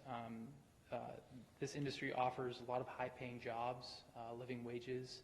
I know even for kind of basic laborer jobs, it's a 30% higher wage than would normally be available. We use a lot of sustainable practices, including LED lights. We recycle all of our water. We use renewable energy from Sonoma Clean Power. There's also a large tax benefit. Each one of our licenses is going to generate approximately $300,000 in tax revenue for the city of Santa Rosa, which also has a 2% tax ordinance, as you folks do. Another couple comments. There are a limited number of industrial properties in the industrial quarter of Cotati, and I know that a lot of those businesses or those buildings are full. That a diverse business space is important for a city, and I don't want to see a lot of those businesses not have their leases renewed due to this new use coming in. So if there would be an opportunity to build some additional infrastructure in the city to accommodate this, that I think would be a net positive for everyone. A couple other comments I wanted to follow up on. Mr. Landman, you mentioned something about water, not crippling people with water. I agree with you. I'd also like to add in energy. Indoor cultivation is an energy-intensive use. We work with PG&E to upgrade power to individual buildings. We do use LED technology, and we try to be as efficient as we can, but I don't know that if a standard industrial building that has maybe 400 or 600 amps, we need more like 2,000 amps. Just as it plays into infrastructure in the city, it is an energy-intensive business. I think that is all I had. Just one other comment I wanted to say, and this is for Chief Parrish. We'd like to, if we could have a couple buildings and we could create a secure perimeter and have 24-hour security, I think that a concentration of use might be beneficial from a security standpoint. Thank you very much. Have a nice evening. Thank you for your comments. George? Thank you, Mayor. I think this ordinance on its face so far is ridiculous. I think there's no better way to scare potential growers out of Cotati than the overreach by this regulation as it's written thus far. If you go back to when we had Police Chief Bob Stewart here, he was vehemently against any dispensary in Cotati, and his fears were unfounded. So I don't take the police chief's advice very seriously. This is a common problem with police departments. I mean, even going back as far as 1996, you found that police departments did not recognize the medical notices that were at some of those grows that they busted. You know, we've come a long way since 1996, trust me. But the fact is, you got problems with the issue of pricing. What I understand right now, outdoor marijuana retails at about $1,600 a pound. Indoor marijuana is $800 a pound, or vice versa. Maybe the previous gentleman can correct me. There's a big disparity there. So, look, I also have issues about these dispensaries being limited to being open till 7 o'clock at night. I don't want retail customers driving around Cotati, going to the bars, going to their other contacts, and trying to get their marijuana after 7 o'clock at night. We don't want that traffic in our neighborhood. We don't want them dealing in those kinds of situations. If you really want to make Cotati safer, why don't you limit the hours of the bars in town? Now you're kind of talking. You might really find some relief for the police department. But I digress. The issue of having the same amount of pressure on the locations, you're going to see people bringing in water from other locations. That's easy enough. You're going to see generators running. That's easy enough. You're going to see all kinds of ways around this ordinance. So you got people in my neighborhood right now, they're going to be put out of business.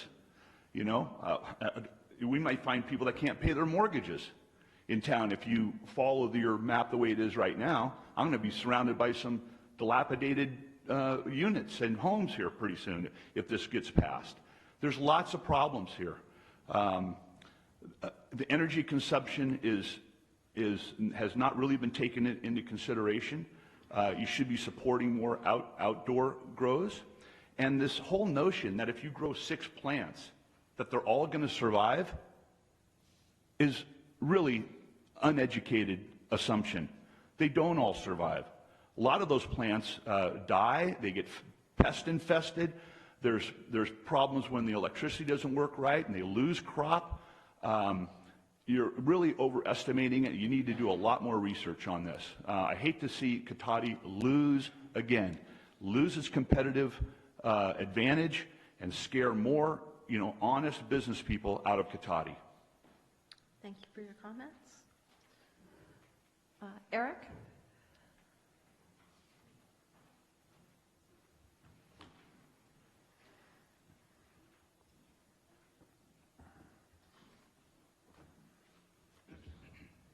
I have very little experience, but it would seem to me if you're going to have only so many warehouses that can produce, you're pretty much putting a green arrow saying, hit me here.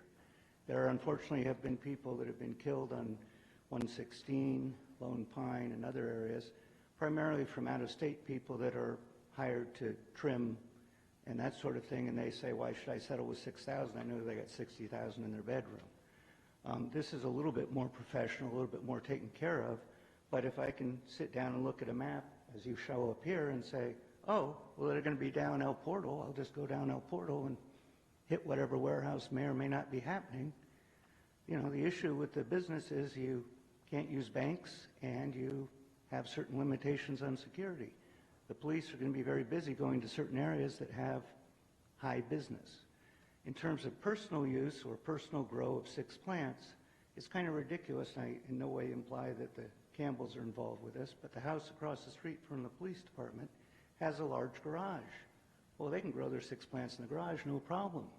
But heaven forbid that they put their 6 plants out in their backyard next to the creek. Now, their neighbor, who used to be their landlord, has 20 acres going up the hill. So he can grow whatever he wants because he has more than 2 acres. The 2-acre rule is kind of sketchy. you know, I don't want to imply that I know what Mr. Lamlin was talking about, but 2 or 3 plants in a yard is not exactly an overwhelming amount of going into business and retiring. Okay, will people potentially exceed that? I have reason to believe marijuana was being grown within the same distance I talked about. Down across from the police station, people were growing. Was it legal? I have no idea. Did I smell skunk and go and search? No. But you have a certain reality clause you have to get. Do you want to send everything to Dry Creek and have Wilson Winery grow it? I don't think so. I think you want to do something for Cotati. So you have to start thinking, what's going to work for Cotati? It's not Dixon. It's not Gonzales. It's Cotati. So do something that's going to work. And if you're saying it's only going to be in one corner of the industrial park, I'd be pretty scared if I was working there. If you're saying, oh, you can only do it in your garage, well, that means I got to keep the garage pretty locked up and maybe get a big dog. I kind of want to live in Cotati, and, you know, if my neighbor has 2 or 3 plants, fine. I don't want him to have 20 or 30. I don't want to have a problem. But there's kind of a middle ground, which you 5 should determine, because most of you have been here. Thank you for your comments. Let's see. Craig Litwin?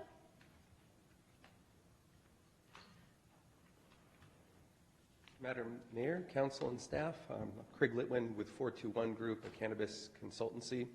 Brandon wishes that he could be here this evening. It's his daughter's birthday, and he decided to put his family first and celebrate with his young daughter, so he sends his best to you all. Thank you for your attention to this matter, staff and council and your commission.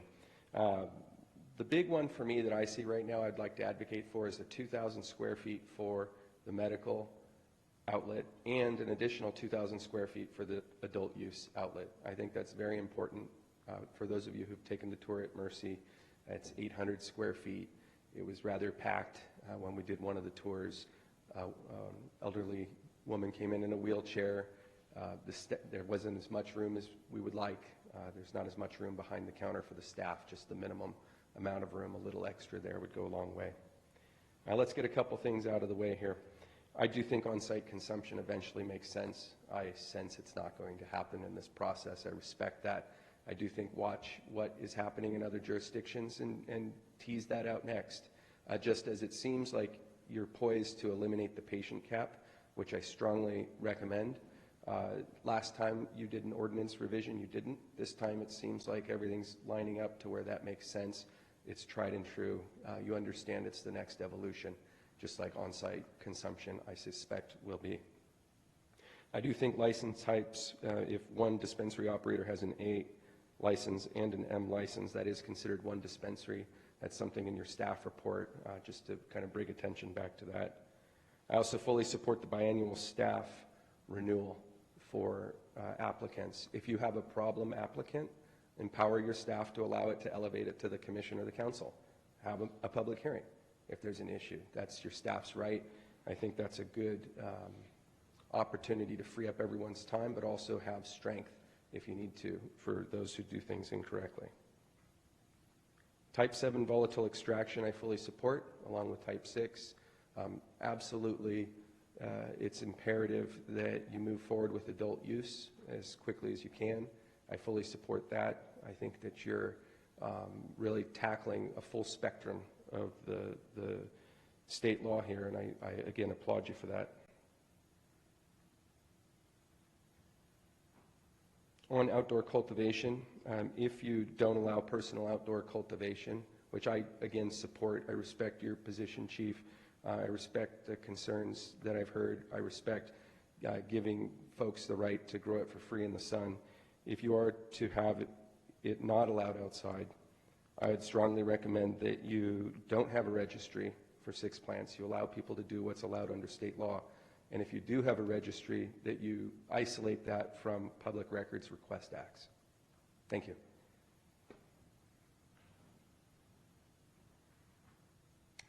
Okay, Amber, I don't want to massacre your last name. You wouldn't be the first. Hi, I'm Amber Asucci. I work with Craig Litwin at the 421 Group, and I've been working with Brandon and Mercy Wellness and Floron Inc. in Santa Rosa. And I just want to thank all of you so much for all the incredible work that you're doing. Hello, Mark. And just wanted to introduce myself officially and put it out there. If anybody has any questions or needs any assistance with this process, I'm also here. I'm a community liaison, so I've been out in Cotati meeting and greeting some of the community leaders and getting to know this city in all of its wonderfulness. I enjoy all the lovely little restaurants here. I'm going to leave my cards. Thank you.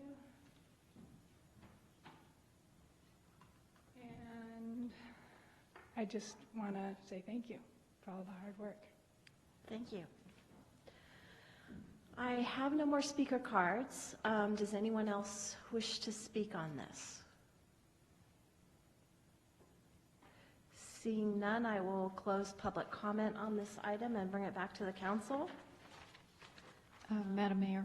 Yes. Is it okay if I interject something quickly? Certainly. Thank you. I'm going to ask Lauren if she could flip to the PowerPoint real quick. Mr. Monahan, the first speaker, this was the slide, I believe, that he was looking for. And it did remind me that I skipped over this, and it may be a question for some of the council members as well. And that is, what is the basis for the recommendation on the limits, the caps in the industrial park? I think we talked about the retail, but we didn't really talk much about the industrial uses. And I will say that there's nothing magic about the numbers that we settled on. So it's a total of 5 cultivation licenses and 5, make it 6 now with the council, or excuse me, the commission recommendation. So a total of 11 potential licenses in the industrial park. Our basis for the recommendation was acknowledgement, I think, that a couple of the speakers said that the business park is full, and it's typically always full. There's not a lot of vacancy. The vacancy rates are always really low. So we were looking at a number that wouldn't have a drastic effect on the existing businesses in the business park. So we were looking for a number that would be a healthy stimulation of lease rates and profits and property upgrades to what's there, and possibly incentivize the development of some of the infill properties that we'd really like to see develop. So we were shooting for a number less than 20% of our existing stock, and so that's where we got to. It's the total of the 10 licenses is about 17% of the properties out there that have buildings over 5,000 square feet. So I just wanted to clarify that. We were, that's where those numbers came from. Thank you. And while you're at it there, the A and M licenses, 1 or 2, my understanding is if you have an A and M, and it's the same licensee, it's 1? I'm not saying that.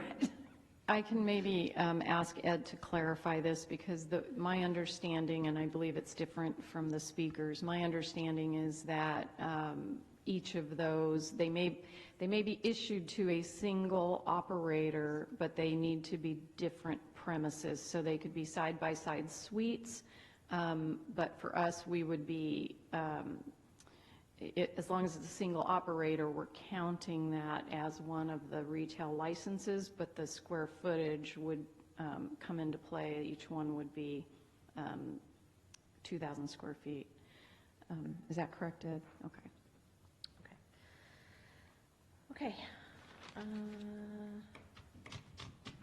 So now do you have questions? Sure. Okay. Actually, I had them before, too. Oh, well.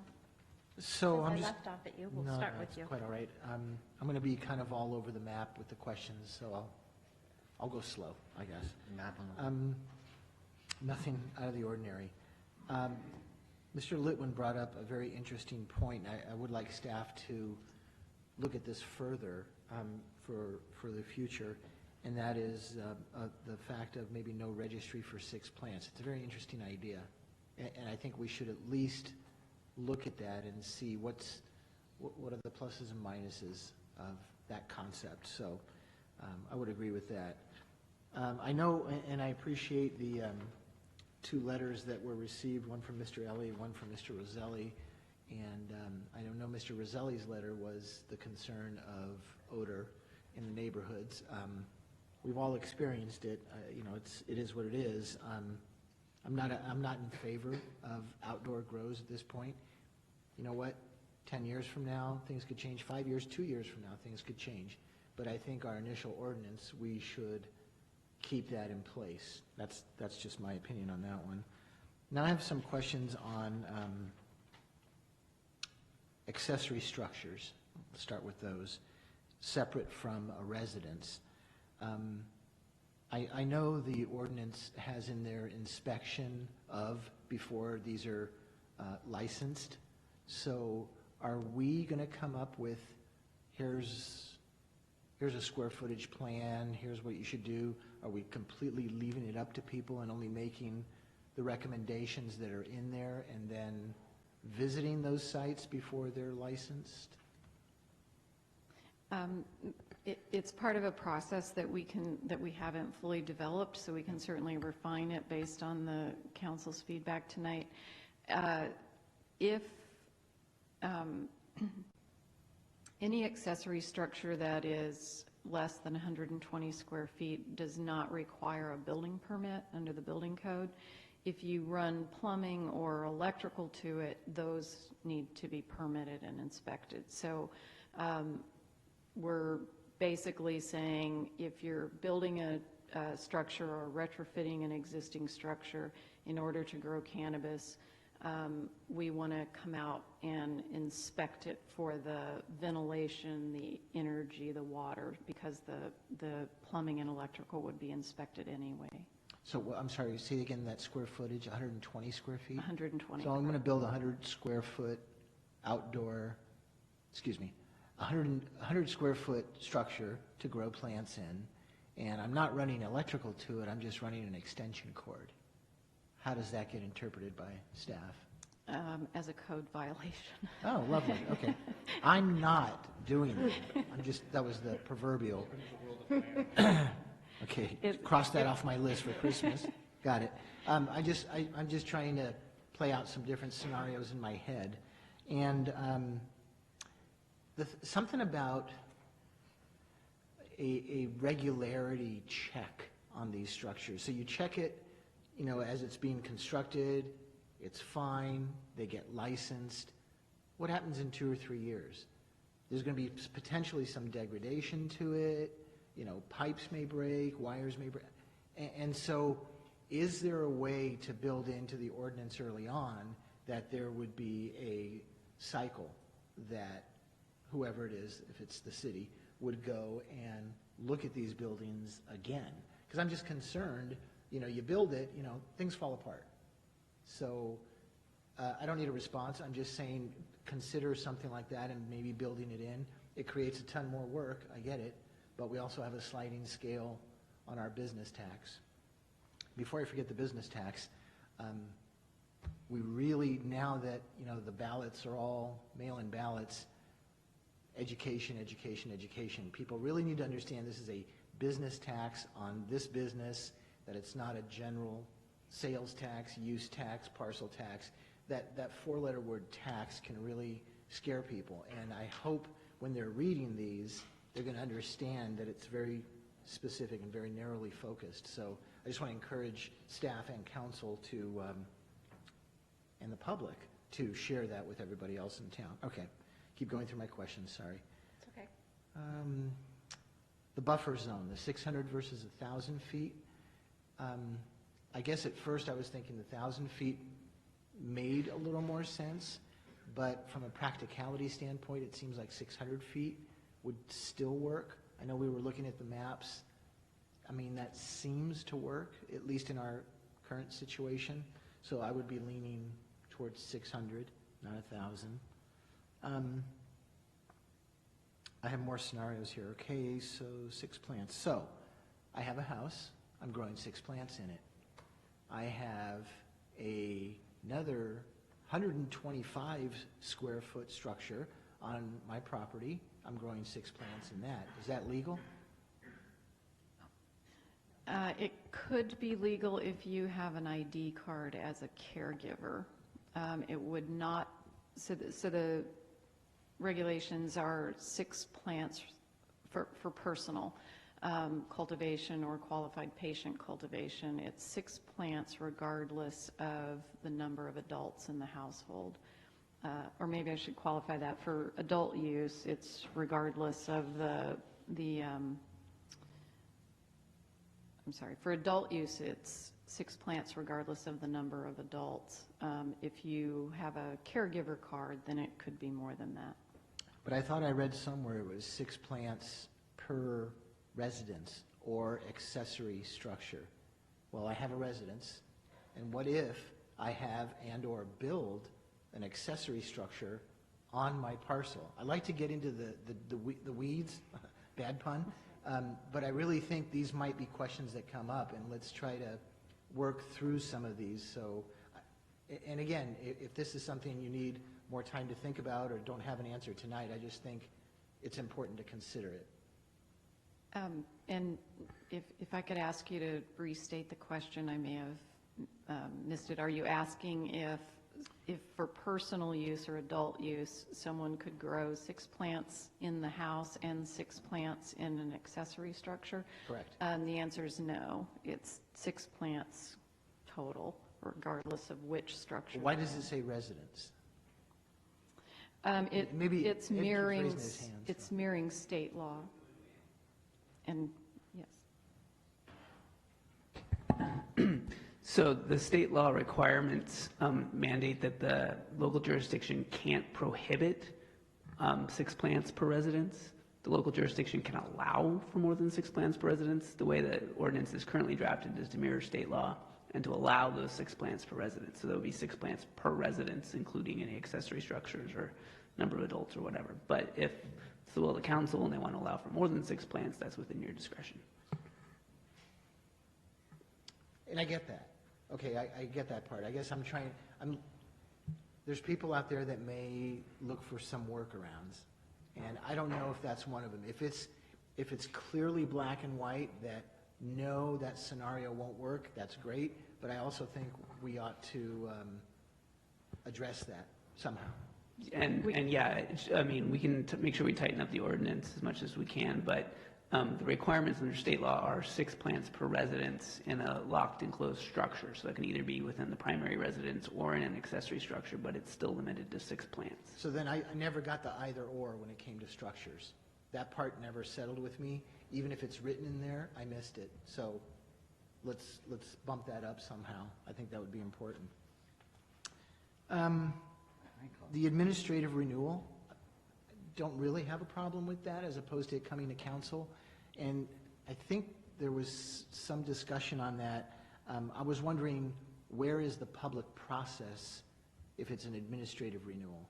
And I do get that, you know, if it's a problem business, that staff in theory would be on top of that, and then that would probably then come to council.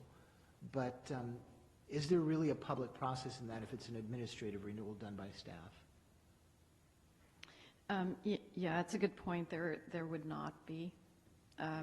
We could, the initial allocation of licenses would be done by the council in public session, but the subsequent renewals, so long as they were operating within the parameters established, would be like any other business. They would just renew and continue to operate. Yeah, and I don't have any heartburn with it. I'm just wondering if people ask, well, it's like, well, you know, where is the public process? Why can't I weigh in? I suppose they could always write to city staff if they have an issue with something. One thing, I hadn't thought about that, to be quite honest. One thing that we might want to add to the ordinance, if the council would like to, would be an annual reporting or maybe biannual reporting of the status of the licenses and some summary of their renewal process. I think a staff report wouldn't be a bad thing to have. I mean, this is all, it's still in its nascent stage, and the learning curve is huge. And I know we've got examples, I know we've got Colorado and Washington and other examples to look at and draw from and make this better than what they had to go through, but we're still going to have issues to deal with. I'm sure every jurisdiction will be different, too. I'm really trying to speed up. Really? I can go on? Yeah. Okay, well, I'll keep going for a little bit. No, I think I only had another question or two. There was one thing in the staff report that the Planning Commission did not act on that you needed a decision on, and that had to do with the A&M types. I was just trying to read it again. Anyway, it was on packet page 31, that last paragraph. So just make sure that we don't lose track of that, because I don't think I'm addressing it right now, but we can later. Anyway, those are some of my basic questions. I mean, I really think the ordinance, again, I think, we've heard from industry experts that, what we've drafted here is really good. I don't think it's going to scare people back, growers that are growing illegally, it's going to scare them back into the woods, and, it'll be continued this shady business. So I think what we have is good. I think we need to maybe learn from it, and then if we need to make revisions down the road, that's what the process is for. I'm done. Thank you. Okay, Wendy? Actually, a lot of my questions have already been answered, so thank you all for asking them.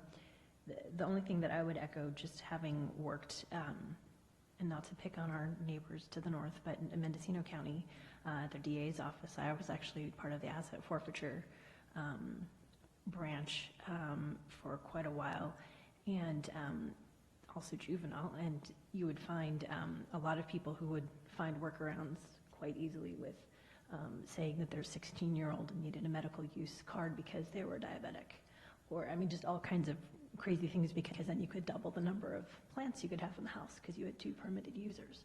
So there will always be people to find workarounds. So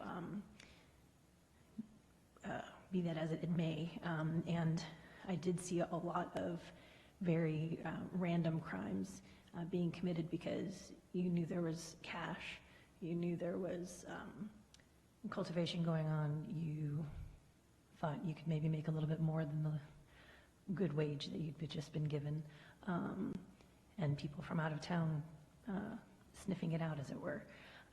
So I do appreciate the idea of having the indoor grows, just to eliminate those issues. Yes, obviously you could go peeking in a garage just as easily, but not quite as easily as you're walking your dog down the street and you look over the fence and go, those are some 7-foot tall plants right there. I bet there's going to be some cash in there. So I think it would limit the crimes of opportunity that can be opened up, that I've experienced through police reports, I would like to clarify. And I'm okay with the 600-foot buffer. And then I also like the idea of exploring the not registering, keeping the registry isolated as far as folks who are working within the scopes of what's allowed by the state. There's no reason for people to kind of feel like this is becoming a registry of who's doing something questionable. It should be really, if you're doing it within the bounds of the law, it's a license just like anything else. I don't need to know who has a hunting license. I don't need to know who has a marijuana license. If it's within the 6 limit that's already been established by law. So those are my 2 cents as far as what's been covered. So thank you. This is quite an intensive work to get this all put together. So, and I really appreciate too that it's reflecting public input so far, and then also from what the Planning Commission, I'm sure, also got as far as public input. So I'm glad that this is morphing as far as getting input from all sides of people who are experienced in the business as well. So I'm glad that so far it sounds like we've got a lot of people supporting it who know from experience. So that sounds really good to me. So thank you. Okay, John, do you have more? I do. I think that individuals who wanted to grow a couple of plants in the backyard should have that opportunity. I think if we looked at this and said 3 plants, maybe, as Councilman Lyman was suggesting, or maybe even 2 plants, and said, for those individuals, I don't know that it's going to have a significant security issue. I would imagine typically whomever may be growing something along those lines will probably have a garden, and it would be amongst a myriad of different plants. And if they were really concerned about security and it was more of a financial endeavor versus a personal endeavor, I'm sure they would probably have a dog and motion lights and things like that. So to me, I don't see the concern, especially with just a couple of plants outdoors. You know, you wouldn't, if you equate it with something like home brewing, and you can home brew up to 150 gallons a year or something like that, whatever that regulation is, they're not going to say that you have to do it inside your house. I mean, you could actually theoretically do it in your backyard or whatever it may be. So I have a tendency to lean toward allowing for individual, outdoor, limited, maybe 2 plants, maybe 3, whatever that number seems to be a reasonable number. And then if we have issues and complaints, I know that in my neighborhood there's an indoor grow that is, I am convinced, significantly greater than 2 plants, and that's extremely odoriferous. But I don't know that we would have the same concerns with 2 or 3 plants in somebody's garden, that we would get a significant amount of complaints. So I would like to see us allow that initially, and to see what happens down the road. If it's something that we get a lot of complaints on, then we readdress it. So that's my thoughts on that one. I don't like the idea of a registry. I think we have enough registries, all kinds of things, and databases that have our information. What we do in the confines of our home, if it's a safe situation that doesn't affect the safety of those and the well-being of those around us, does not need to be out there on some database somewhere. I don't think it's necessary, at least for the personal consumption, or the personal cultivation, I should say. And I think those were, other than the other issues and the questions that I had, I think that it's a good starting point. I think we still, as with any ordinance, have the ability to address it down the road if we find that it's not working. So those would be the areas I think that I would support going forward. Mark? Okay, let's see. I got about 7 or 8 quick feedback points that were requested. Some of them you've already hit, but I'll just give my input too on them. So first of all, starting with the question of if somebody has both an A and an M retail license in the same building, each with 2,000 square feet, should be a total of both A and M dispensing areas at the same property be capped at 2,000, or should they get 2,000 apiece? That one building be allowed up to 4,000 since they have 2 licenses. And just looking at it logically, 4,000 is not a huge space. It's not a big hit in our space. If 2,000 is an ideal working range for either one of those, an A or an M license, if you're going to have both, then logically you probably should have something approaching 4,000. So I would be supportive of that. I think that works. I would agree. I appreciated some of the tours we were able to have in some of the industries, and I did notice, as much as I was extremely impressed with the truly kind of forward-looking operation that we had over at Mercy Wellness, I had the sense they could use a little more space. That wasn't lost on me. On the question of 2 retail licenses on the same properties and on the same parcel, would that be that a single, let me see if we can get this right. Clarify that a single license holding A and M license in the same property would constitute one, not both of the available retail licenses. So in other words, that would only use one of the slots up. In other words, since we are going to allow them, it seems logical. I get it, even if it's just a rope line separating them, they need to be separated, but I don't see where we need to use up one of the 2 slots if a viable industry comes up. So that's my feedback on that. I agree with the Planning Commission. I think the retail hours should be allowed to be expanded on Sunday and be the same all week long. I think that was mentioned in one of our letters too. It's just logical. I don't see that as problematic. I support increasing to 1,000 square feet. I think that's a good idea. We mentioned that already. I support the removal of the patient cap. I think it was a prudent thing to do to start. Now that we've had some time to check that out, I think we can comfortably make that jump. Support the language change to 600 with that language change that you laid out today about the difference in measuring distances, because I think that what makes it work. Could we specifically state that change, which was packet page 59, I believe was item 6, the staff recommendation to make that change, that very specific change? Yeah, and I would support that as well, too. I have it written down, but I'd have to find the page again and read my notes. But yeah, I like that idea. I thought that sounded much more logical. As far as tasting and outdoor using, I see, if I've already shared my views. If you look at what we do with wine in this county, it's not unusual for people to go out with their families on the weekend, get a little food, do perhaps a limited wine tasting. Not unusual to go to a local microbrew and have a few flights of a few different pours, perhaps, and some food.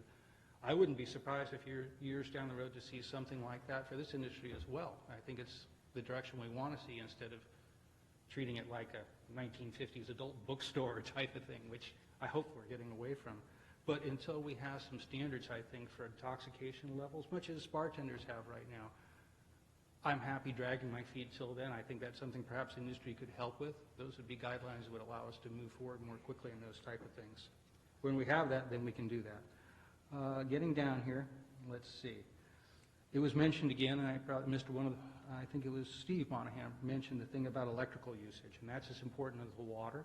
I think I touched on that, but I think the addition of the language of including without staff approval it would not be allowed means that if somebody can make the case they're doing significant savings in other ways, we leave that door open. Because I get for indoor grows, which we want, we're saying we want for safety and a variety of other reasons, there's no way around it. It's going to take a lot of electricity. So as long as we have people who are doing this the right way and can demonstrate it, and perhaps semi-annual inspections show that nobody's gaming the system, as Mr. Barrich pointed out, because people will do that. I think that could be workable. I agree with my colleagues, all my colleagues, no registry, particularly if we wind up with not allowing outdoors, indoor adult grows only in residential, no registry. I don't see the need for it. To the issue of local businesses being interested, we have local property owners here tonight. We have one already existence. We have people who sent a letter in. I think it's great to see business want to set foot in Cotati. I can't speak for my colleagues. I will say, looking in this business, some of the limited experience we've had, what's really struck me is these are businesses with very, very savvy, hardworking people that have a lot of knowledge to make this work. Because, again, as Mr. Barrich pointed out, there's challenges with the banking and all these things. So I'm sure staff will be looking for people who have significant experience, and I would suggest anybody interested, if you even have the slightest thought you don't have significant experience in your team, you may want to go get it, because I think that would be an important. I know for me, that would be a big litmus test to see if I thought this would be a successful business partner long-term for this community. And I think that's what we're looking for. And let's see, last thing I wanted to say, I agree, I will go back to, I do again, would lean towards gently trying for a short period of time, a limited amount, 2, 3, don't think we can do 2.5, or I split the difference. Something like that would be satisfactory to make me feel that we were letting people have the freedoms we should while trying to keep problems down. I would suggest, since we're not really, I can count to 5, but I haven't counted all the way yet. So what I'd suggest is perhaps staff could bring back a light, very gentle version of what that would look like, or the current standard. And then when it comes before us next time, we can hash that last piece out and see where we want to go. So those are my thoughts. That's the feedback I have, and I'm going to agree with everybody. I'm very impressed with the long hours of work and this new expertise you've had to develop in this completely new field, both for you, the chief, and everybody else on our team. So thank you. Guess it's my turn. I do have one point of clarification. My understanding was the 6 plants for personal use was part of the actual Prop 64. That was what was voted upon. Okay, so it wasn't set by the state. That was part of the proposition when the ballot measure. So I just wanted to be clear. It wasn't that the state deemed six plants. It was part of the actual initiative. So I have still a couple of things here. I'm still a little bit concerned. I think you tried to address it with the mixed use. I am concerned about a lot of our mixed use areas that are planned out on Gravenstein area, that we could have a retail spot and then have a residence up above, and those folks may or may not know what they're getting themselves into. So I am concerned about that. I don't know how you guys are going to solve that, but Disclosure? I don't know. Is it disclosure when someone rents? I don't know what the, what it is when they buy. I don't know what method you can use, but I wouldn't want someone to be surprised by that, and I don't think that someone buying or renting something should have to understand these regulations to know what could be down below them. Then there is a section in here about not more than 5% of the dispenser area up to a maximum of 50 square feet may be devoted to the sale of incidental goods. We talked about in some of this discussion that we would raise the retail area to 2,000 square feet, and it strikes me that 50 square feet in a 2,000 square foot area seems small to me. And, maybe someone in the industry, and maybe what it is we might think about is the not more than 5%, since we have a cap on the square footage. Just a thought there. Let's see. I think we've looked at the delivery stuff, and I know you're working on that. I am still really concerned about the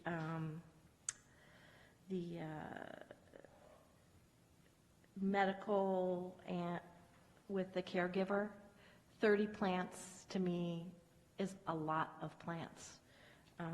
I am really concerned about that. That doesn't seem, if you think about it, I think it was said that the canopy, when they consider it, it's like 10 square feet. So that's a lot of square feet. So I would like to see something done about that. I just think that that's just way too many plants in a residential area, no matter how you slice it and dice it. And that won't fit in 120 square foot. So what that would mean is they'd build a 120 square foot building maybe, and half their house would also have it in order to do that. So to me, that seems more commercial, and I just, I have an issue with that. As far as, I like what was said about we're going to learn a lot. I think that the one thing is that, Cotati, when we had the first dispensary, there was a lot of input, a lot of community involvement, a lot of concern, and I think we've come a long way on that. We have a dispensary that is very well run, is been a very good community supporter, has been very responsive to the city as well as to the police department. And I think that when we did that, we took a conservative approach. We said, we'll have one, we'll see how it works. And over time, we've learned a lot. And, we have loosened up things like the patient cap and, hours and different things. So it seems to me that we should have the same prudent approach here. Start slow, and if we see that we need to open things up, then let's open them up. So as far as the retail space, I'm okay with the 2,000, and I know that means 4,000 if they have an A&M license. The A&M license, if they have an A&M, that should be counted as one. I'm okay with that. I'm okay with that patient cap removal. It sounds like the 600-foot buffer seems to be working for everyone. The having a tasting outdoor, that I just don't think we're there yet. I agree with my colleagues. I think we will eventually get there, and 10 years from now, it probably won't be, as big a deal. But right now, we don't have any standards, any tools in the police department's toolbox to be able to know whether someone's intoxicated or not. They haven't come up with those yet. They will. And we don't have any training for the people doing that. And I'm sure we'll come up with that too.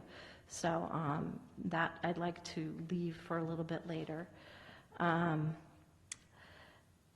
I'm a little concerned about this registry, no registry. I'm okay with the personal use, your 6 plants, that. Again, I'm a little concerned about the caregiver. I want to know where there's some place that has 30 plants. That's a much bigger deal for me. So I don't want to see that go away where a caregiver is concerned. I think we need to kind of know about that because it's well beyond, what's personal use.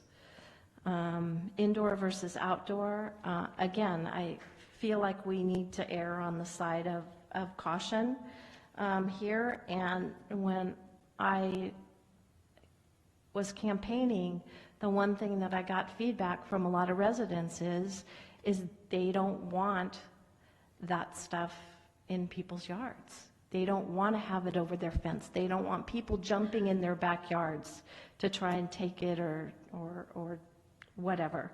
So, I think if someone wants to grow it, and obviously they can grow 6 plants, I think that it should be in an enclosed lock structure or in the house. I'm not there for outdoor yet. Until we can, figure out how to make it safer for people. And for me, the safety trumps that.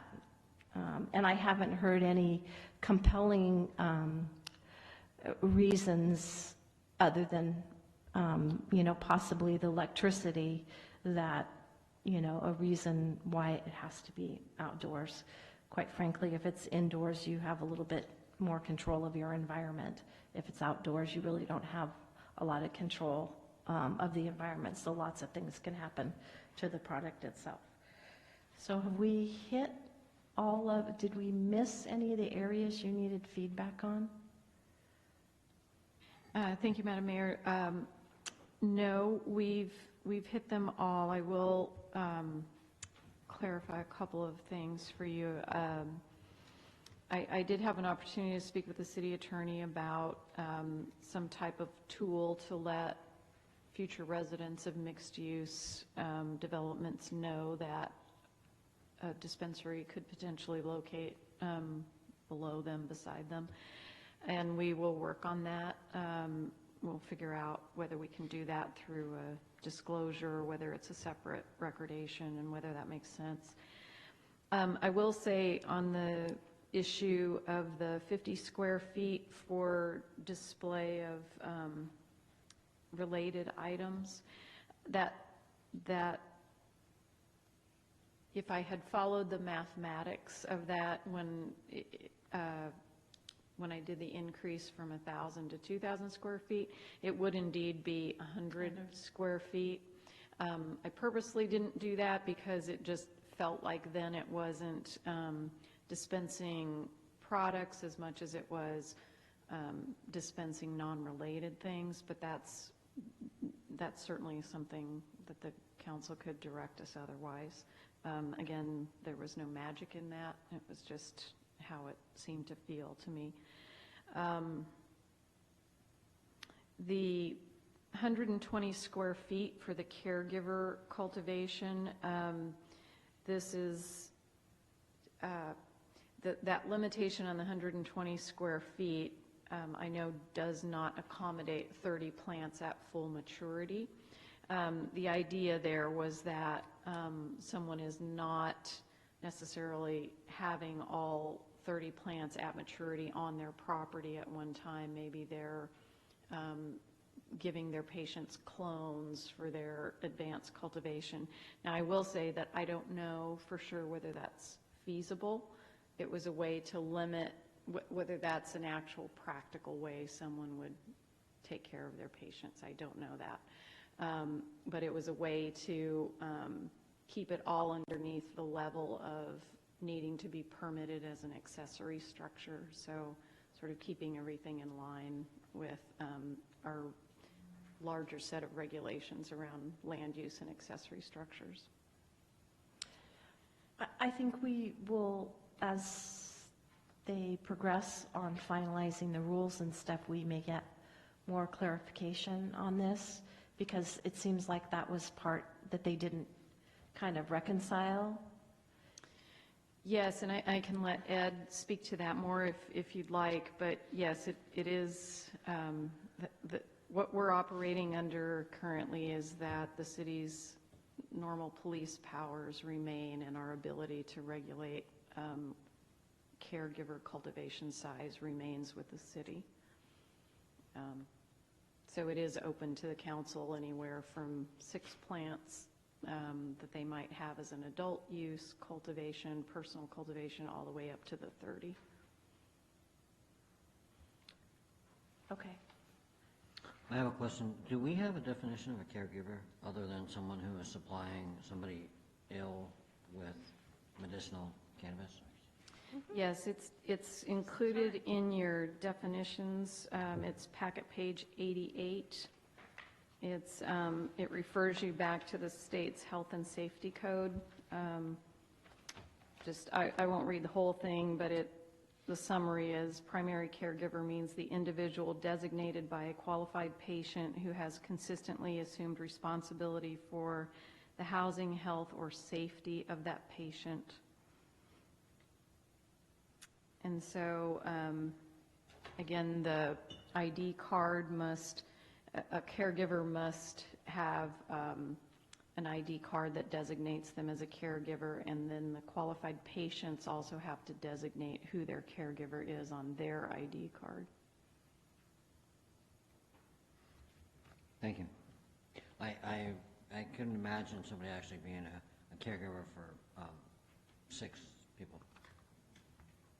I think that would be a arduous task. So within the structure that's allowable for us, we could reduce the number of available medicinal cannabis for caregivers. If we assumed that roughly 10 square feet per plant, that size of accessory structure would allow them to grow, 10, maybe 8, depending on the strain and the maturity level, somewhere between 8 and 12 plants. Okay, thank you.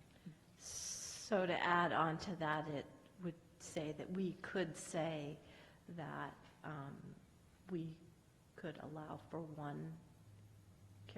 a caregiver to one patient, and that would be within our rights to do that? I think we'd have a hard time trying to limit it by patient, simply because the patients, it depends so much on what they're treating themselves for as to how much cannabis they need on an annual basis to treat that. So we're probably better off limiting the square footage. Okay. Through the chair, if I might. Yeah. I wonder, I had asked earlier staff if we could have 2 options brought back on the issue of growing backyards or not. I wonder if this would be a good one to do with that too, because I think a lot of us, we've expressed it differently, but we've had that concern, and we've had it for a while, of wanting the more commercial level of growing that's grown up in this industry in the residential areas. That we did want to move out. We're supportive of the industry. We see that working. So I wonder if we could have what's currently written here brought to us, as well as perhaps what best middle ground that reduces that concern that many of us seem to share at least, and then we could have one more time to look at both of those and maybe pick a direction. Does that work? Sure, we can do that. Yeah. John, did you have another question? No? Wendy, did you have any more questions? I think we were enough. Can you open up for 1 minute for questions? I certainly can. Thank you, very gracious, thank you very much. Quickly, I didn't hear anything tonight about the fact that if you restrict the personal use, the personal grows to indoor, you could be forcing a lot of cars out of the garages and motorcycles out of the garages and boats into the driveways and onto the streets. Please keep that in mind. Secondly, we're in the midst of a huge, huge housing crisis. And people may be deciding whether or not to rent out that garage or fix it up for a friend who is displaced, or rent out that bedroom versus putting plants in there. Please keep that in consideration. Real estate is a premium right now, and I want you to think about that with the outdoor grows. Also, some of the dispensaries are doing delivery services. I don't know if you've seen that on the news. I didn't see that addressed. Okay, it's been addressed? Yeah. And I didn't hear anything about the fines, if there are fines or punishments available enacted with this. Okay. Anyone else wanting to speak again? Then I will close public comment again. Vicki, do you want to talk about the delivery again? Because I know we did go over it, but it's worth discussing again. Sure. I will also add that it's not going to be okay under these regulations to convert your garage for cultivation of marijuana. That would be a violation of the many other aspects of the code. So an accessory structure in this case is not going to include the garage. So we very well might certainly do something for housing, even if it's on an emergency basis, but it wouldn't hold true in these regulations for cannabis cultivation. And on the delivery, under the state licensing system, all retailers can also deliver. So the distinction between distributor and delivery is distributor is between licensees, and a delivery component is to an end user. So it's a retail function. And that's a type 10 license, correct? That's a type 10, and a type 12 can also have delivery services. And so what we're proposing and working on tightening the language for would be to require that all retailers have a physical storefront, that they not be delivery only.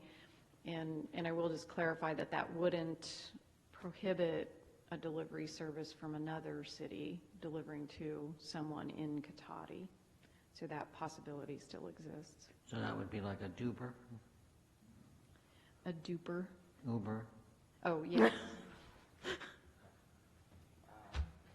Sorry, it's late. And we have not set up any fines yet. We haven't gotten that far yet. In due time. Yes. Good question brought up. I want to follow up on. I understand, so garages wouldn't count on this, okay, but that's a fair concern because there would some problems that could follow through that. But it made me think granny units. Yeah, I'm detached. not sure how we can prevent somebody from using one that's currently perhaps being used or could be used for housing. Some feedback on that. I mean, I've been making the point, I have the concern that driving grows indoor and concurrently perhaps making them larger, because I do support smaller ones in residential areas, is a greater crime magnet and nuisance magnet than having it outdoors. But I hadn't thought, and that's a very good point, about losing some of our ancillary housing. We haven't put anything in to prohibit that, that's for sure. If someone has... I don't know how you could, actually. I mean, I'm not, maybe you see a path that doesn't come in clear to me how you could really do that. Practically, it would be hard. We could enact regulations that if there was one that we found out about, we could require it to be converted maybe back to its intended use, but that would be hard. I think I'd want to talk to Ed about that because it's the property owner's decision whether they want to use it for housing or use it for cultivation of Well, cannabis. just, okay, I mean, any feedback you can give us down the line, and just one more thing to think about as we consider where to push growing and what's to allow, in particular with what seems to be the concern for all of us, the residential area is the right path there. Good input. Any other questions, comments, concerns? Does staff have what they need? And you will be getting together with Mr. Moynihan? Yes, Correct? we certainly Yeah. can have some additional Okay. discussions with Because it he sounded and like he everyone had else. some specific questions. So Okay. if you could arrange that, that would be awesome. Okay. So, are we done with this subject? Yes, I think so. I think we've got what we need. Thank you all very much for the work and the public input as well, and we'll develop it into a formal ordinance and bring it back. Okay. Thank you, everyone, for your input on that. It's been really helpful. As been in the past, when we have public input, we developed the best situations for everyone. So we do appreciate everyone's input. And with that, I think we're going to take a 5-minute break. Yeah. Okay.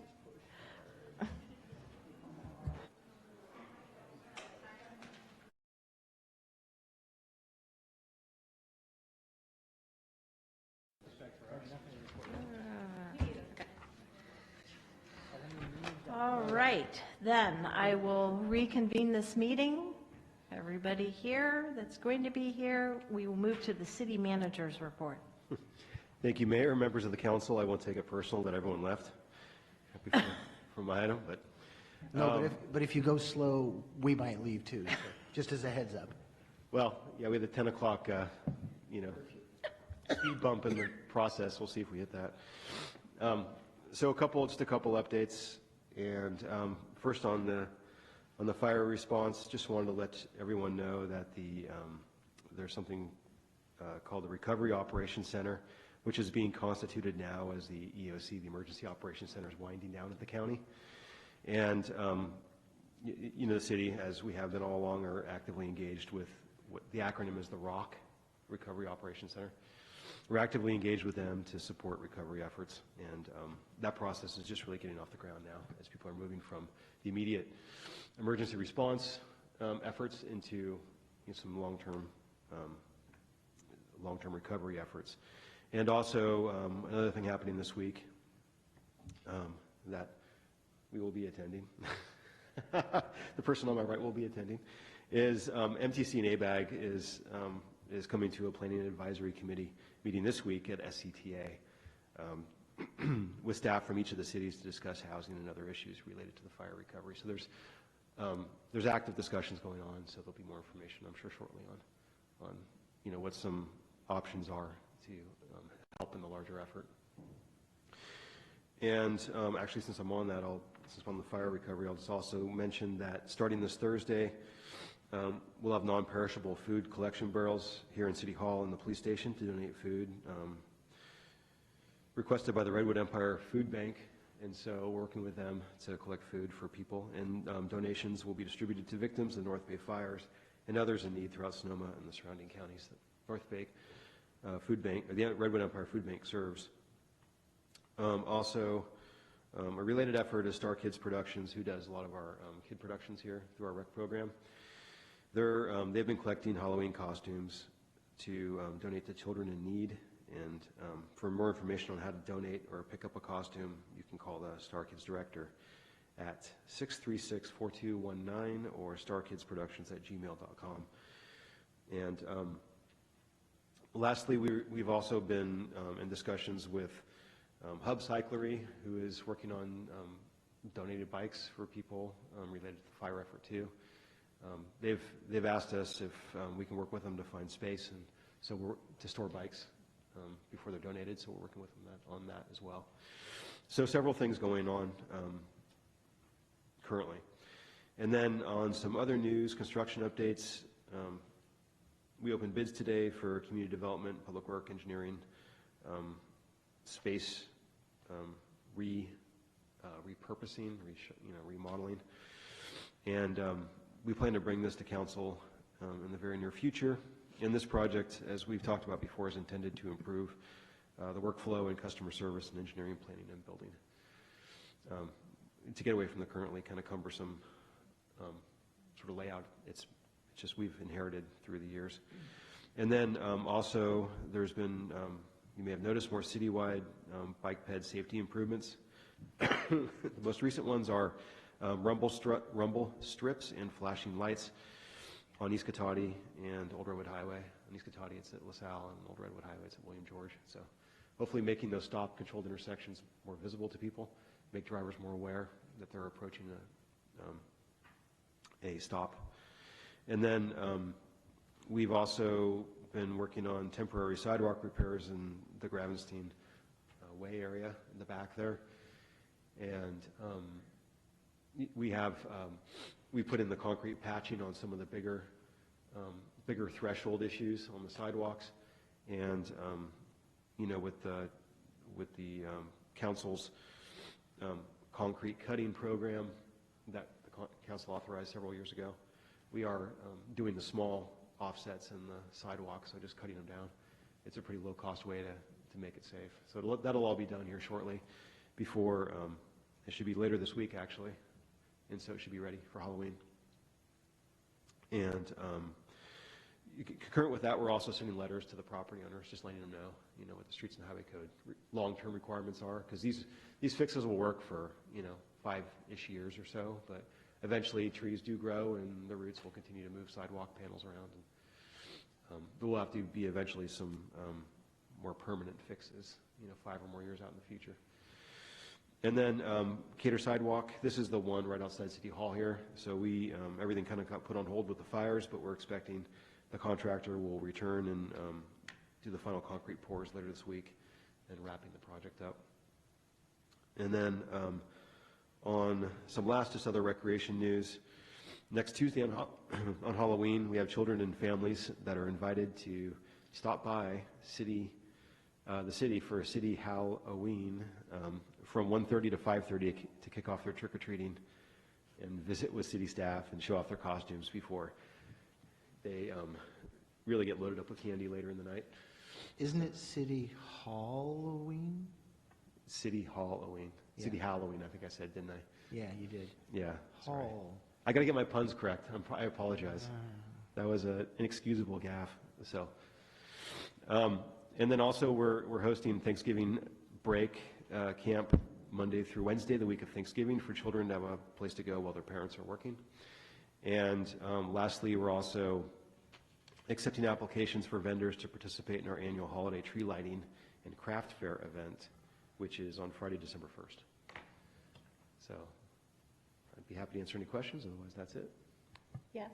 Comments more than questions. Those flashing lights above the stop signs are really effective. I mean, even during the day, they're brightly illuminated, and that was, I didn't know those were going in. That was a surprise. I missed it when you said it, hey, these are going in, but they were great, and they are great. And I was also, and I'll follow up with, I guess, Ashley on this one, but I was contacted again by the California Homemakers Association. So every year for 5 years, we've done a food drive just before Christmas. And so they are interested in coming back to Cotati and doing it again. And they're saying now more than ever, it's going to be really important, clearly, after, you know, what happens. So we don't have a date yet, but I'll contact them and see what day they're interested in, and I'll start working with staff on it and invite everybody to come and help out. So might we be able to consider the rumble strips on Charles Street there at that stop sign? Because I agree, I see a lot of people don't stop there. They just kind of roll through. Just a consideration. If they seem to be successful in the places we've put them, could we consider other places? Yeah, we can talk Okay. internally about it. Yeah. Okay. No more questions for Damien? Okay. Then we will move to city council member reports. Wendy? I have nothing this week. John? All canceled due to the fires. They were all in Santa Rosa. John? No, I have a remit meeting on Halloween in Yukon.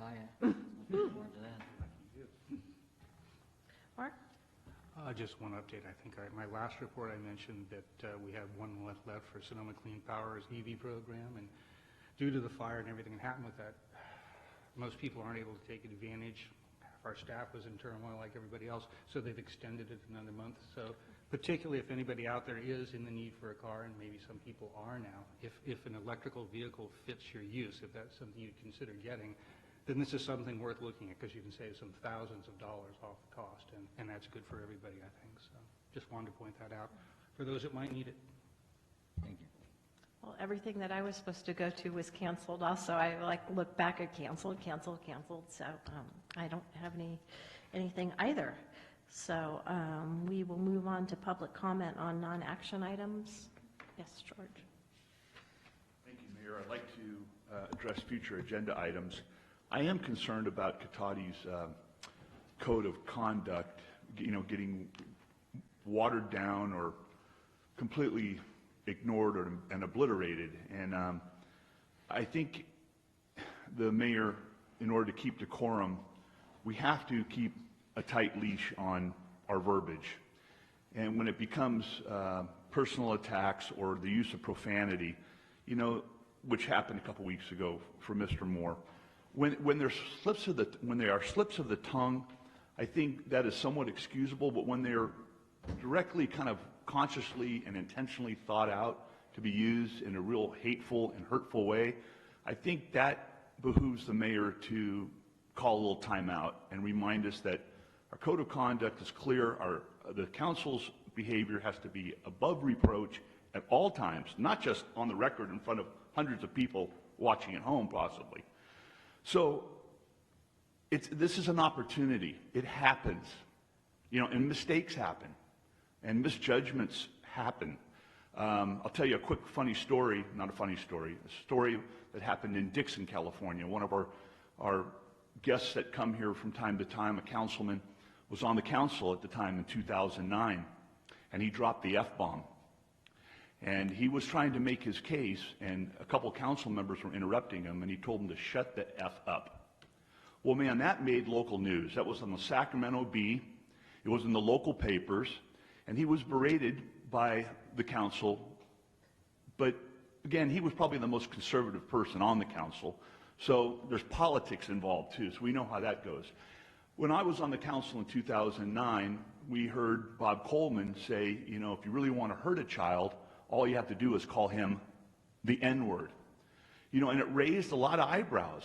And nobody had the nerve to criticize a man of color at the time.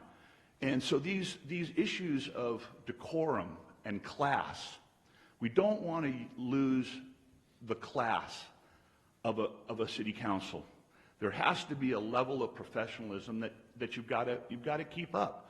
And, we have shipping containers down at Lowe's right now, and they are held to a different standard than the one on Berthlip's property.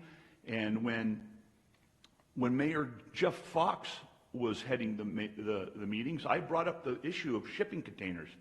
This is, the city has to come up with a policy about all these shipping containers around town, and the council didn't want anything to do with it. And that's history, and I pushed the issue. So anyway, please keep that in mind going forward. Apologies are fine going forward, but I think we can all do better. Thank you, council. Thank you. Madam Mayor, if I may make a comment regarding Yes. profanity. I just find it appalling, the unmitigated gall to make a comment regarding personal attacks, professionalism, and profanity.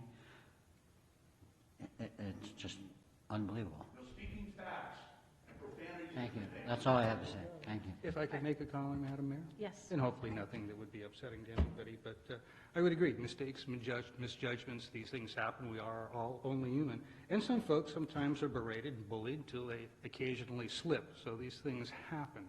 And I would certainly never hold anybody to that standard, because I think we've seen over the years people take truly an amazing amount under the guise of free speech of very difficult criticism that they really shouldn't have to hear, that's inappropriate for a council meeting. So the last thing I want to hit on very quickly, though, there was a question regarding different standards being held for shipping containers, and that's not the case.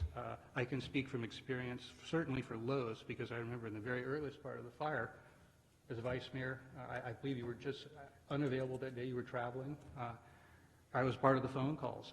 The League of California Cities and the emails contacted us, trying to putting us together with State Farm, Belfour, a few other different companies who wanted to provide services in the parking lot, and naturally, them and Lowe's was open, but they also did the right thing and worked through the city to make sure that everything was appropriate, and there was no special or different treatment.